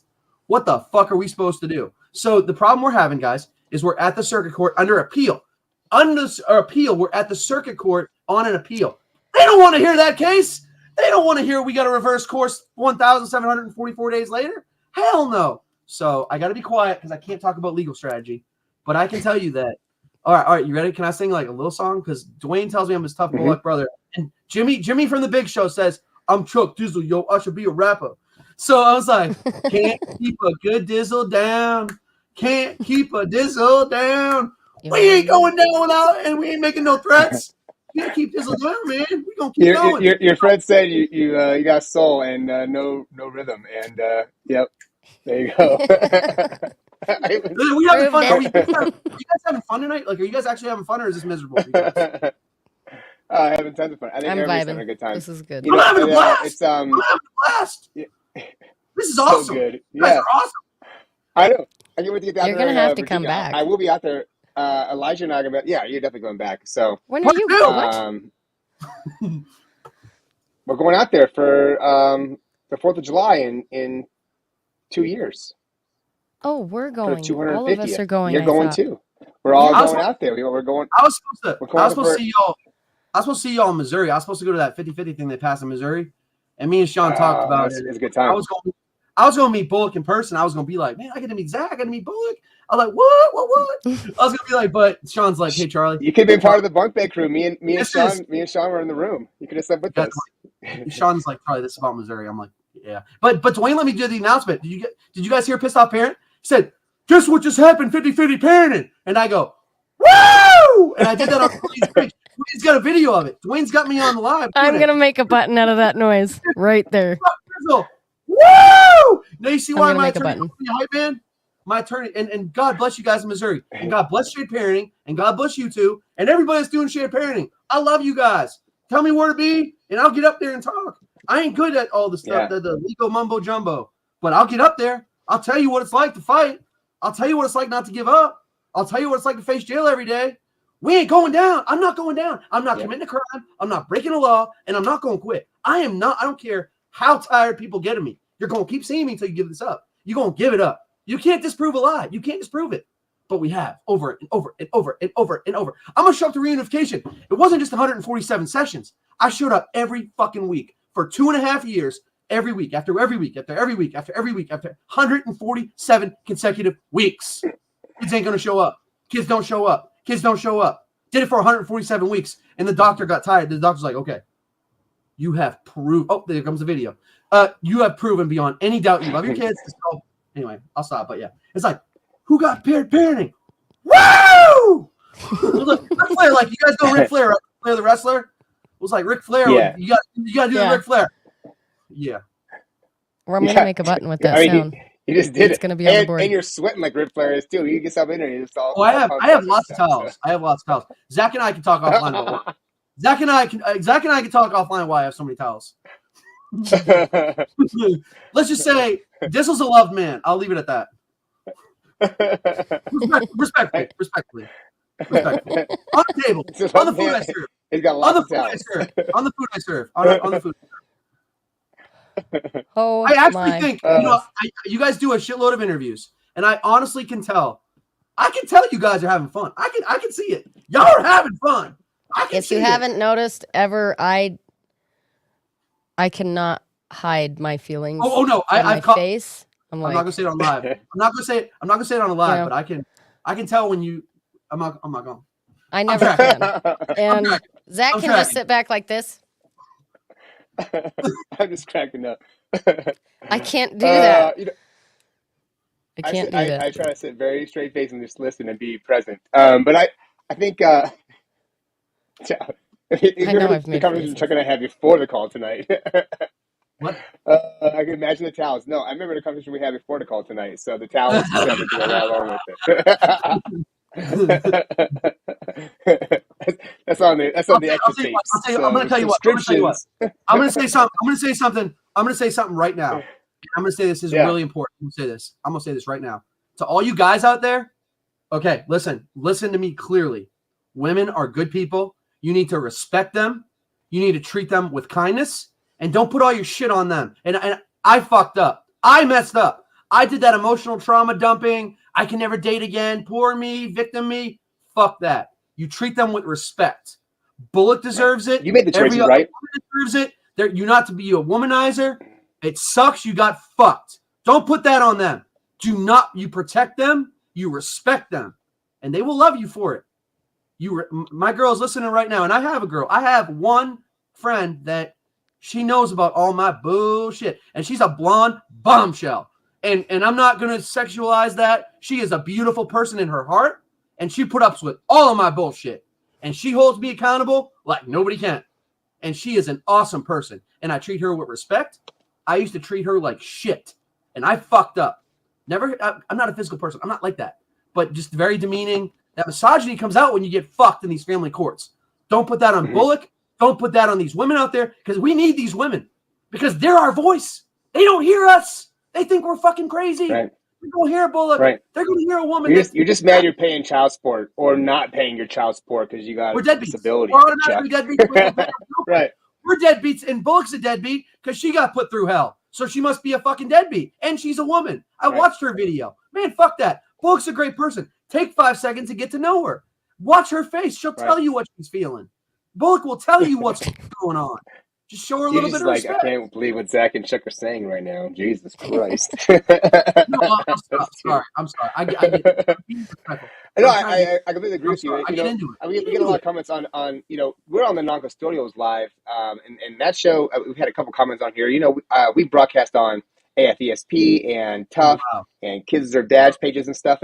And there's a lot of guys on there that are hurt, going through a lot of pain and stuff. And we've had quite a few comments about, another woman on here telling me what to do and telling me how to be a dad and stuff. And telling me how to go through this divorce, and it's like, hey, everybody's just giving you advice and trying to help you out. You can just take it or not. But if you're going to disregard all women because they're a woman, then you're going to miss out on a lot of opportunities to have connections and relationships with good people who are going through good stuff. And most women are out here to help and support. Like I said, you got a good woman. I got a great woman right now. I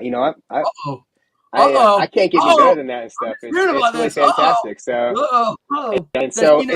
But having somebody who respects you and is kind to you, and there are those women out there. Just because I made a really poor choice with the first one, and I didn't pick the person who was right for me, who had the right kind of energy and stuff. And I wasn't focused on that. I had the wrong vision. I think the problem is that we have these ideas of what it needs to look like, and we make our choices for who we have a kid with for the wrong reasons. And then once you get in that situation where then you're in trouble, those wrong reasons come out and they get exacerbated. And I think somebody's talking about BPD and things like that. So many guys are going out there and getting with women who have traumas and issues. And they're like, oh, I'm going to excuse those things. Oh, it's going to get better with time. It's going to get better with time. I'm going to do this. I'm going to do that. I'm going to give more. I'm going to do more. And that's not the right answer. And the right answer is to find the right woman who's going to love and respect you for who you are right there, and isn't expecting you to walk over the moon and stuff for them and do all these things and have to be perfect, because no one's perfect. So and so and we're going to have women on this program. There are awesome women in this movement right now. She is an awesome sound engineer. I completely Not agree, yet. Bobby. Thanks. Thanks a lot. She has this really great Rodecaster Pro 2 that she's working on right now, and she's getting that bad boy down. She's going to be a master of the arts here real soon. So she'll be teaching TikTok classes and Rodecaster Pro classes here in like 3 months. All evergreen. So What are you talking about? I was just making sure that. But I think what having women on our team is going to help us out. Half people in this world are women, and women are very influential and very powerful. And the people in the legislature listen to what women say. We as men, especially in this movement stuff, we are out there, and they see us as the bad guys. They see us as being trouble. That only reason you don't have your kids is because you did all these bad things. You're wrong, and you're a bad person. You're an angry person. You're the cause of all these things. And you just don't want to pay child support. All these things are tossed at us, and the image of us going there and fighting for these things is that we are those kind of men. And having women going there, going through the same experiences, talking about how they've loved men who have gone through the experiences and how they've helped them overcome and deal with the pains that they've gone through. Those are the kind of stories that resonate with these legislators, that resonate with these lobbyists, and will make the difference. And that's what we need to have. And we aren't going to do it just by us guys going in there, guns a-blazing. Even with Chuck's energy, we're not going to get it all done, So That's what we need, though. Jeez. No. Yeah, I've sat down with my we do need legislator. Chuck's energy. I sat down with my legislator and I gave him a 1-hour briefing, and I sat down with him and he was really respectful. It's hard, right? So who's his biggest campaign donor? Opposing counsel, but he still had an hour for me. I put in every question he had was like, I had an answer, but he's like, it's tough. The legislators, their hands are somewhat tied until the legislation's in front of them. Their hands are tied. If they don't have legislation in front of them, that's the law. That's the law, and that's what they're going to say. But a quick shout out to Pissed Off Parent, because Dwayne, we're getting on some of these legal questions. Pissed Off Parent has just unbelievable amount of resources where you can literally log on. They have an app and all this. I mean, I downloaded it. It's cool as hell. You can look up different things, and the people that are listening on this broadcast through AFE-CSP, like you got all these different platforms you're streaming it to. That's because you guys, this is a great platform. These guys, they promote positivity. They promote encouraging relationships. They ain't going to let anybody in if you're a dirtbag. You're a dirtbag, you don't get to come in here. I mean, it's like, and I know Sean's telling me, wrap this up so Zach can go to bed. So no. that's Sean. I think he's talking about you. Sean's cats are way past their bedtime. So Sean's cats are going to sleep, and he's going to get in trouble. I know, but I was just saying. This ends an hour and 30 minutes on the dot because Sean ain't staying up. Yeah, I was just telling Zach Bullock that like meeting with your legislators is great, but like their hands are tied if they don't have legislation in front of them. So it's like that's why these shared parenting states are so important. And then I was also telling Zach Bullock like how the Pissed Off Parent app really helps, like Pissed Off Parent. And then a quick shout out for the women. Quick shout out for the women, because I know this because kids deserve dads. There are women that are helping us. How about the Dadvocate? I don't know her. I've never met her. I don't know nothing about her. All I know is whenever I log into the page, like 1 million people on there, and she's talking about dads, and she's talking about her relationship with her current husband who went through hell. And I'm like, hey, another woman that's like, dude, like cut the misogyny shit out. And I'm looking at every dad out there that's been fucked by a woman. I've been there. I cut the misogyny out. No, you don't do that. And whoever I have to talk to, these women are important. They have a critical role in moving this forward. And let's not piss them off. Let's not piss them off. And I appreciate you. I mean, some of the best that have done the research and stuff on all these things we're going through are women. You talk about like Amy Baker, you got Linda Nielsen, you got Jen Harmon. I mean, you go through the list, and again and again, there's women that are leading all the research and all the education. Jennifer Lundy, and Jennifer putting Lundy, this stuff together. Jennifer Lundy, Texas with the accountability for judges. I mean, who better to do it than a woman? I mean, this is a woman that is winning everything. She's like, fuck that. This is wrong. Oh, sorry. I'm not speaking for her. I don't know her. I've never spoken with her. Right. But she probably stood what tall. She she and probably said. said this is wrong. Yes. We're in Direct such, quote. yeah. What can I do for you guys? Like, what do you like? This has been like a hell of a road. And like, I know you got like, what do you have for me? Like, whether it's for your platform, whether it's a question you guys have about my case, whether it's like, hit me with like your toughest question, hit me. Like, what do you guys, I can take a serious hurting too. What do you guys have for me? Like, if there's one thing you were like, man, I'd really like to know this, or what can you tell these dads? Or like, what's one thing? Because I've literally lived every fucking day of an empty house with 15 beds and no kids. 15 beds, and I'm not I going want to to cry. hear. I Well, let's hear, Alysha, what do you want? I right now, I just really want to know when you'll know if June is you brought up June and you might. Yeah. June 25th at 1 o'clock in the Suffolk Circuit Court Appellate Building, Godwin Boulevard. Yeah, it's 1 o'clock. That's when you know. But that's right now. That's the 24th continuance. So the odds are of a 25th continuance. They've already aged out my two oldest. My middle two are really close to aging out. And when I say age out, they give deference to the children's preference. I'm not arguing. I'm not fighting. I'm not being disagreeable. I'm not trying to have a 5-minute dissertation on what that is. But the courts know what a bad alienation case this is. The court ordered experts. Some of them are forensic. And when you start getting into forensic psychology, you start getting the real meat and potatoes, what's going on. And the meat and potatoes are out there. They know the meat and potatoes. But you go into court and you don't have a solution. So what do? You got to slow step it. Because these kids are going to fucking run away. They're going to run to school, say, Daddy touched me. That's what they've been told to do. Daddy's going to hit you. Daddy never hit. Daddy never hit you. Daddy never hit you. So it's like, sorry, what's the answer? So they 2 weeks ago, the third guardian ad litem left for Israel. November, I had a meeting with my lawyer. I brought a book, sat in his office. I was like, I'll keep on coming in every day until you have 5 minutes. Just need 5 minutes. There's all the letters from the psychologists. Here's a letter from the forensics experts. They all say fit, willing, and able. Here you go. Filed the motion on the gal. Let's get them weekends. Gal sat on it for 4 months, said it was in their best interest. And I'm going to leave it at that. And so then we get 4 months, and now he withdraws. Third person withdraw. 47-year attorney. 47 years. All the experts literally told him, give this guy weekends. He's ready. He didn't do anything. So I got an email 2 weeks ago. A fourth guardian ad litem would be appointed. The fourth guardian ad litem. And so I don't know. June, we have a trial date. It's June 25th at 1 o'clock in the Suffolk Court buildings at Godwin. I mean, they can keep continuing it. I'm not going to go anywhere. But here's what gets shitty. They can't do reunification because it's too traumatizing to the children because of the alienation. They're finally at that point. They have finally gotten to that point 1,700 days later. You know how long it takes to get to that point? You know how hard it is to get a psychologist to say that? You know it's like next to impossible to get them to actually say that? That is like, that's the seventh reunification therapist. So what do? I can't do therapy with them because the alienation's going on. So you had the guy last week, Zach, you'll help me out on this. He was talking about schema therapy, cognitive behavioral therapy. We're not doing any of that because she's so toxic. I mean, you're familiar with Stockholm syndrome, the brainwashing, and so I'm well versed in all this. So how you keep going. I understand what's going on. Like, regardless if I like it or not. Oh, if mom doesn't do it. So mom has shaken them. Mom has strangled them. Mom has hospitalized them, and it's in their best interest to be with her. These are all facts. And she can hit me with defamation all day long. I'm spitting facts. So I don't give a shit what I get hit with. I'm not scared. I'm talking facts.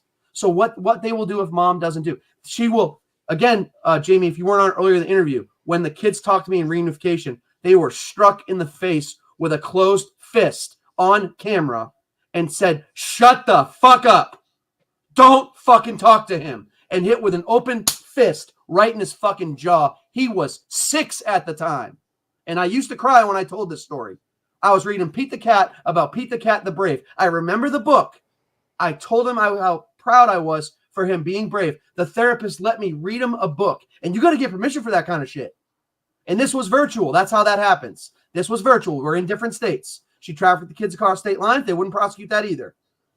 So what they probably, absolutely they're scared. Hell yeah, they're scared. They're terrified. They don't do what she says, she'll kick the shit out of them.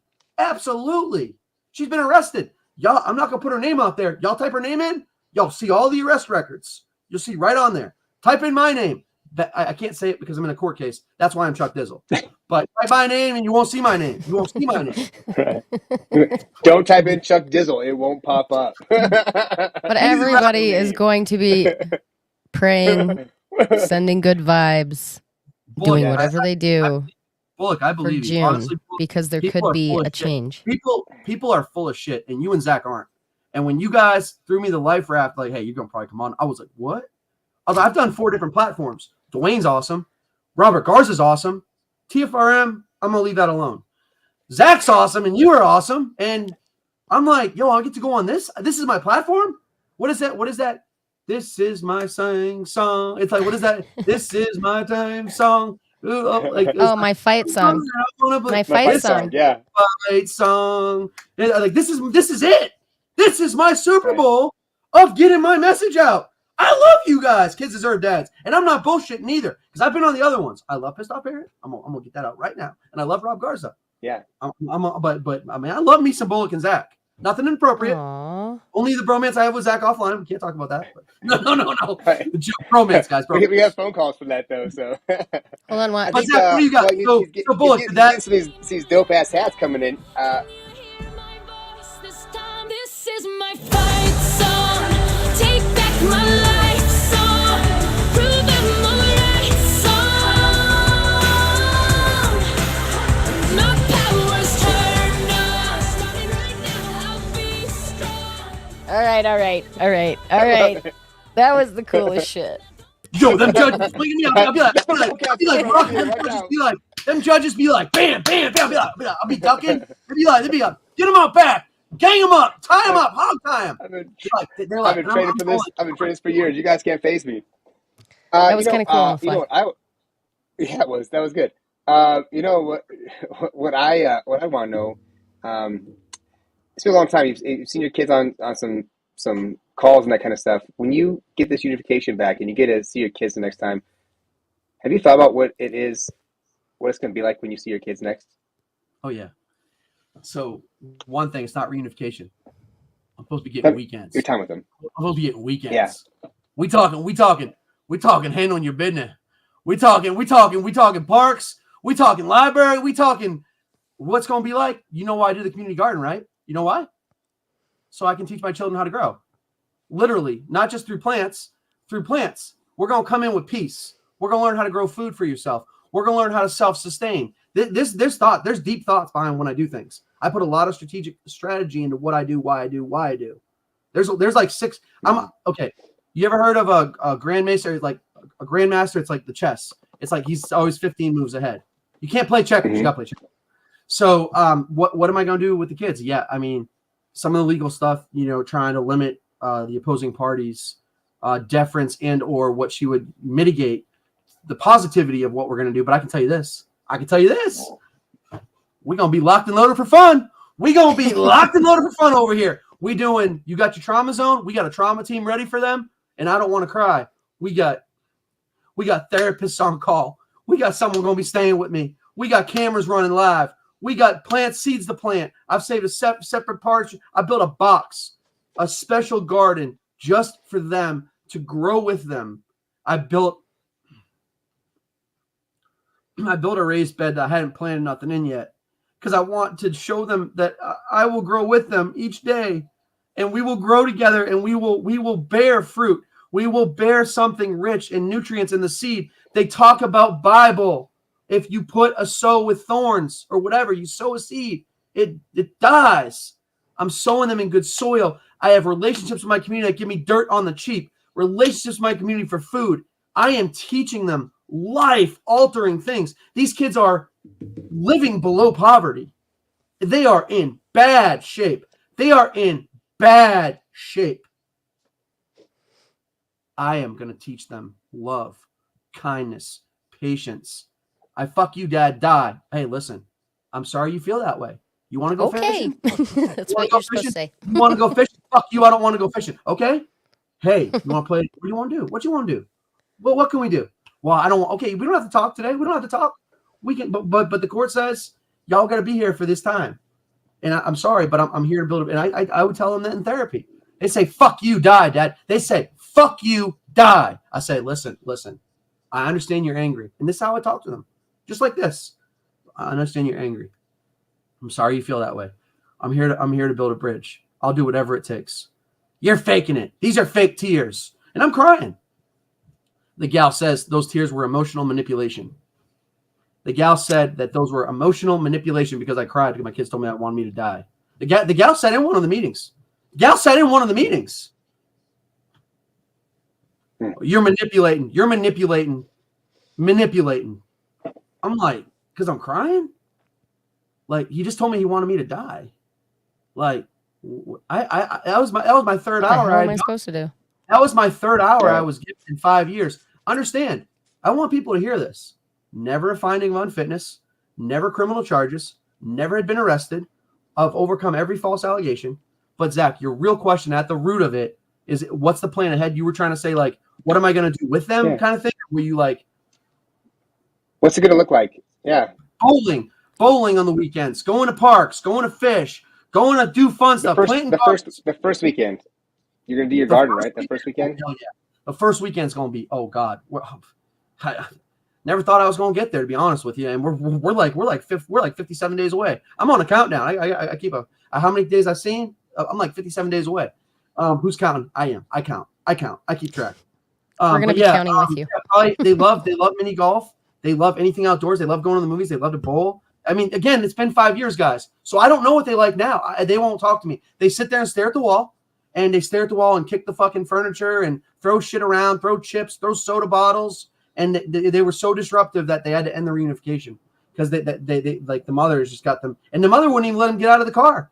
Therapist walked out and said, in my career, I've never had a kid not get out of the car. Let them out now. And the kids got out of the car. So baby mama won't even let them out of the car. And everyone's like, how'd you have 7 kids with this woman? Like, how'd you have 7? It's like, but come on, guys. You can't, I mean, come on. Like, it can't be the guy. It's always the guy. Always the guy. Always the guy. Court, take out the garbage. It's right here for you. The trash can is like, and I feel bad saying that because you don't talk about people like that. But like, really, like, you got a pile of garbage here. Where does the garbage go? I mean, you give me shit. What I turn it into? Compost. And what did compost turn into? Seed, nurture, worms. I mean, think about this. Y'all give me shit. I played in the shit you gave me. I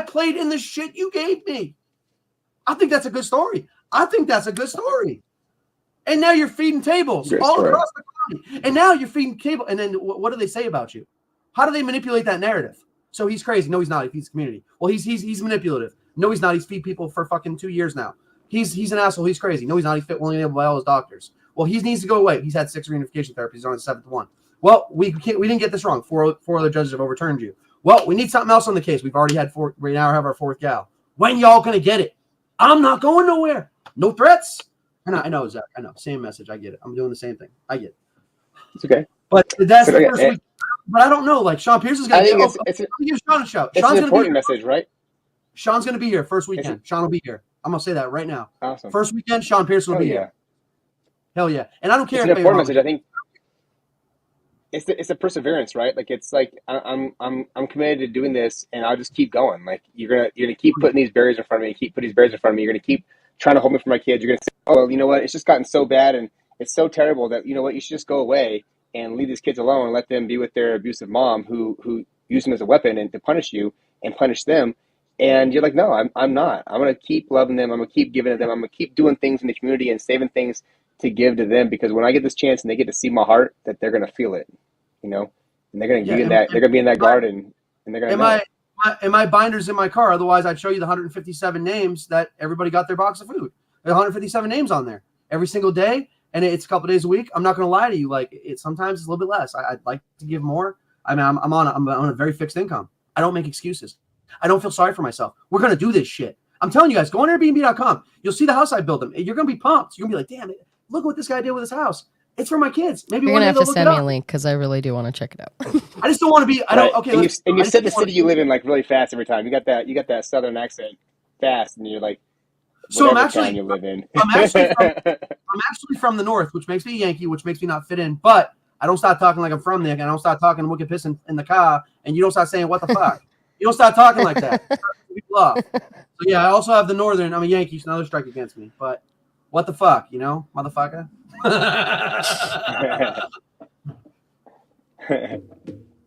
Zach, you've been real patient with me, man. I've been a real asshole. I mean, just steamrolling. You've been great.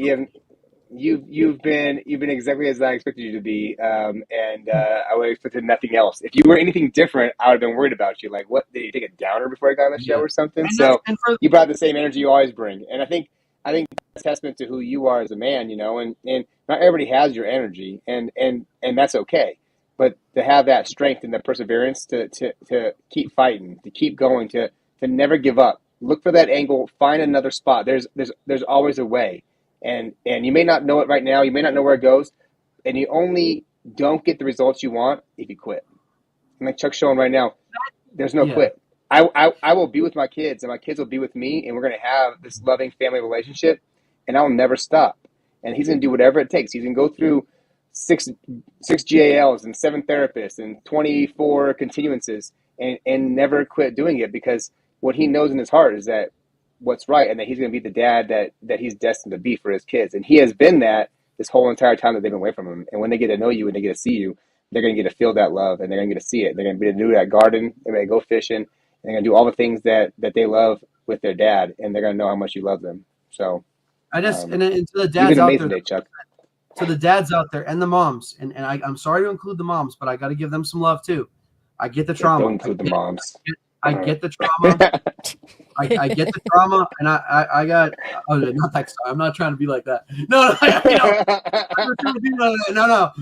no. That's, I got a girl. She gonna kick my ass for me saying that. When we get off this interview, she's watching. And Jess, I love Jess. I love you. Shout out to Jess. I love that girl with everything in my heart. Just built her a fire pit. I just built her a massive 20-foot concrete block of fire pit. I don't have work skills. I didn't build her anything. Don't have work skills. No, sorry. But no, just to the dads out there, like, I just check me out real quick. Like, if you get 4 days, make the most of the 4 days. If you get 4 hours, make the most of the 4 hours. If you're getting fucked, buy your time for 6 months to a year. They're banking on you, dropping down, rolling over. What am I supposed to say to my 1-year-old? Okay, he was in diapers when he was getting shooken. He's now 7. Don't you think he deserves a fucking dad? I know Zach didn't quit on his kid. I know Bullock didn't quit on her 6 kids. Don't quit on your kids. And I won't quit on you. And if any of you motherfuckers are struggling out there, you get in my damn inbox, and I'm going to put a foot in your ass if you need one. Because several people have done that for me. Metaphorically speaking, I'm not into all that crap. So I'm not into all that crap. Right. So, like, don't quit on yourself, because look at what Zach did. Went out and got a law degree. Fighting to be an honest, ethical attorney. Look at what Bullock did. Said, I'm not going to be a victim of, you're a mom, you must have really fucked up. She fought, and she's clawed, and she's got 6 kids that count on her. It's not my place to ask intricate details of what her case is. She didn't roll over on her 6 kids. She fought and clawed. Fight. Legal, within the legal bounds. It was only 3, though. It was just the 3. What? It was just first 3. Sorry. It was just 3 at first. I didn't mean to mess it up. I'm sorry. No, okay. You're fine. But she got 3 now. But it was for all of them, because I did have 6 when I still did not stop fighting. There was 3. Yeah. Then there was 3 and we're not more, done fighting yet. You know, we talk about doing this show, but we're working on laws and stuff in Wyoming. We got a coalition of people together in Wyoming that we're working together to put some stuff together for this next year, and we're going to bring some new bills out, because, like you said, the bills are where the change happens. You know, the lawyers and stuff, they do what the law tells them they have to do. The judges do what they're told. The judges don't get to just do whatever they want. They only get to do whatever they want because the law gives them the right to do whatever they want. And if the law says they can't, then guess what? Then they can't. And that's how we're going to get that change to be happening. Sometimes. Is we're going to make it. Well, I mean, they still might, and you have to appeal it. But for the most part, judges can't do things that they aren't supposed to do, and they have to follow what the law tells them. And if it goes to the Supreme Court above them, that's what they'll tell them, is that, hey, you got to follow the law. So the hard part is that if you do it, you got to appeal, right? Like if you have a judge who doesn't follow the law and you just roll over, then you're going to be. It doesn't matter what the law says. So if you don't take it to the next level and you got to fight that judge, that's the one you have to do it. So it's really important that you take that opportunity. And for the dads that heard my story, they gave my ex-wife this house. No, it's postmarital asset. No, appeal 1. They gave my wife child support. Right. Hell no. What my lawyer did and how he did it, I'm not asking questions, dude. I mean, to get child support turned into fraud, hey, man, Right here, bud. Right here. Thank you. And we don't have work skills, but anyway. But the point, just try to how to bring that point home. Sorry, but no, but like I said, when he talks about the 24 continuances, guys, listen to what Zach's saying, like not being condescending. I'm at the appeal stage. Why do I have 24 continuances? They know they fucked up. They know they fucked up. Right. That's why they didn't want to see this in the inside of a courtroom. They want a dirty shakedown. Take you 4 days and shut up. I'm not signing that. I'm not signing 4 days. No. Now, I know I tell you guys to take baby steps.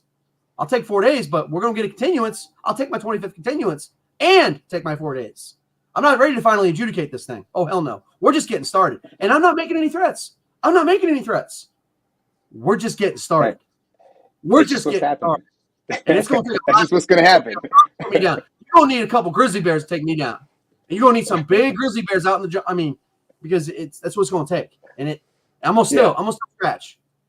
But yeah, it's I think Dr. Brooks says that the judges do ignore the laws, and they do it all the time, right? And only when you take them up to the next level and you keep pushing them and force them to follow the laws, do you have any opportunity? I mean, and even then, if the Supreme Court and the I don't know what kind of appeals courts you guys have in Texas, probably another layer of appeals courts than we do in Wyoming, which is just district and Supreme Court.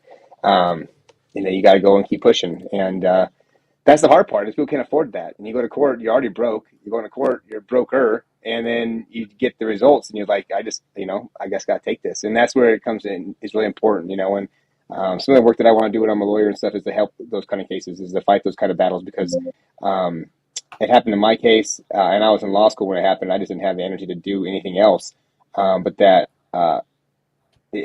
there's all these chances where these judges are out there not doing the right thing and taking advantage of the system, and knowing these dads are getting the run of the stick and they have nothing else to do with it, and they're just going to take it. So, and without an attorney, Joseph, go for it. I mean, you know what? You don't have to have an attorney to do this stuff, to fight for your rights. You're going to have to do the research. You're going to have to do the work to find the answers for yourself in your state to get what you need to do, and you need to go out there and do it. And it's going to take time. And you're going to have to make sacrifices, and you're going to have to do stuff to make it happen. And that's just the truth.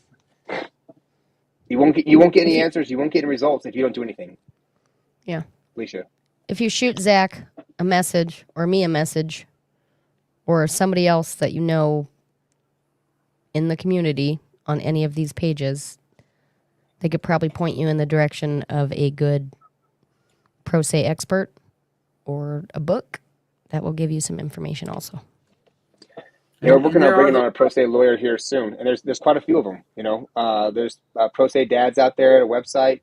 Go to those groups. I intend to get them on here on the show also. That the more pro se lawyers we can get, the better. And there's lawyers like Jeff Miller we had the other day, and Jeff Miller is talking about how he he does flat fees and stuff, and he makes it so it's affordable for these guys to get the support they need from a lawyer.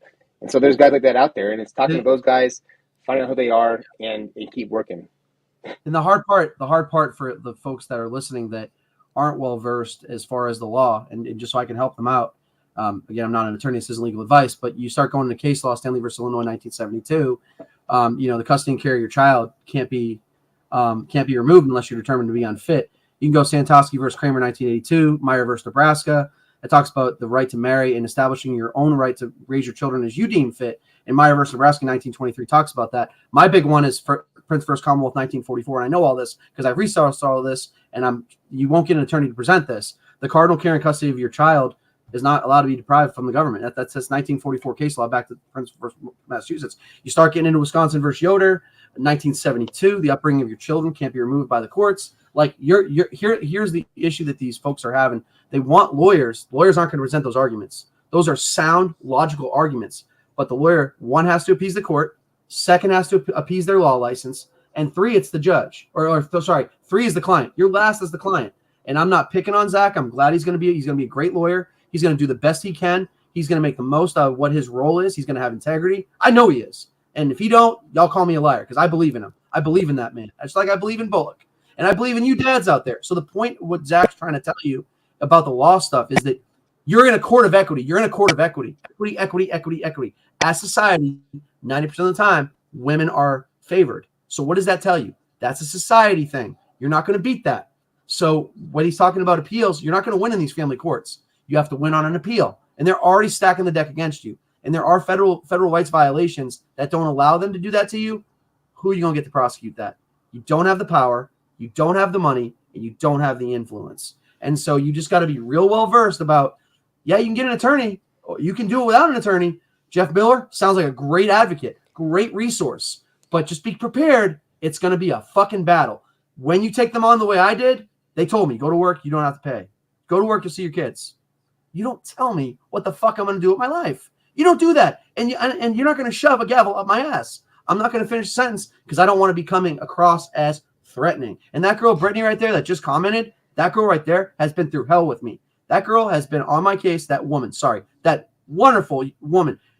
I'm not going to put her stuff out there. She's a wonderful mom. She's a hell of a mother. Reminds me of you, Bullock. She's a hell of a mother. And I know you love your kids because I see you on the live sometimes and you disappear really quick. And you're being a loving mother because you're a mom first. And you do this and you do a hell of a job with, I don't know the relationship, but Brittany's been there for me. She's out of Carolina and she knows the case. She knows the case. And it's weird to have women supporting me. That never in a million years did I think I'd have women supporting me with this. I'm like, It shouldn't be what? weird. Women like got my back. I'm like, what in the world? Because the only woman I know, I'm not going to unpack my psycho stuff, but Gotcha. like, I just love you guys. I'm just trying to, Zach, I'm trying to educate them that the system is designed against them. You're not going to win. How can you mitigate how bad it's going to be?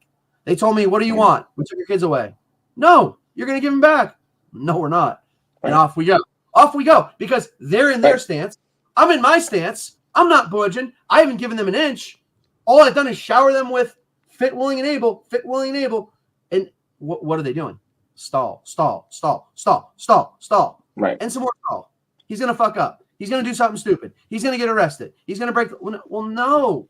And this is what you fall into. So, but yeah, Jeff Millar, thank you for bringing that up, Zach. I watched a lot. He's awesome. He's a really good guy. He's awesome. Guy's great. No, we had him on here. We had Cash Jackson on. Cash Jackson's gone through a lot of stuff going through the family courts, and his battle to be in his kids' lives, and how these judges were out there, and he gave an inch, and they took a chance, and they twisted it, and they used it against him and stuff, and he gave him an opening, and that's exactly what you're talking about. You can't give them anything because they're looking for the chance to throw you under the bus, and all they want to do is hammer on you. These judges get off on doing that kind of stuff, unfortunately, and they look forward these chances to do that to you. My judge told me he wanted to throw me in jail, and he looked for every chance to throw me in jail while I was in law school. He was looking to get me kicked out of law school and throw me in jail, and he told me that he was going to do that to me, and he didn't. And he retired like last month. So guess what? You can't get me, but never will. And he used my son to come after me and stuff. I don't advise you parking in the judge's parking spot, by the way. And I don't advise you buying vehicles and putting them in your friends' names. And I don't advise you putting your houses in trusts and other assets so they can't take them in South Dakota because they're in one of the toughest trust laws in the country. And when you start moving assets around and you start doing things within the law and you start circumventing and navigating the system that's designed to fucking take you out at the knees and Nancy Kerrigan your ass. When I am a lawyer, I will be revising. They don't know what to do. They do not know what to do. And when you park in a spot every time in court and they get your car towed, and then you just happen to just a little bit, and they come unhinged, and you sit back. Whoa, who's manipulating who here? Who's the one unhinged? Why are you here? freaking out? Like, who's the one unhinged here? Oh, it's just a parking spot. It's just a parking spot, Your Honor. I'm so sorry. I didn't know it was your spot. Little shit like all right. that. Right. I appreciate you guys. No. I appreciate you. We guys. appreciate you. Appreciate you too. It was a wonderful time talking and stuff. I'm looking forward to hearing what's going on, and hearing about these towels. So hold on. We're gonna close this out with a. God bless you guys. God bless you guys. Oh, Chuck. we got another song. So, anyways, Chuck, we'll do it again, man. I don't know if can you hear it. Oh yeah. I don't know how loud it is for everybody on the other end. It's your fight song. It sounds good to me. Crank it up. Chuck can hear it. Just slowly gonna remove everybody from the stage. Thanks everybody for watching. See you, Chuck.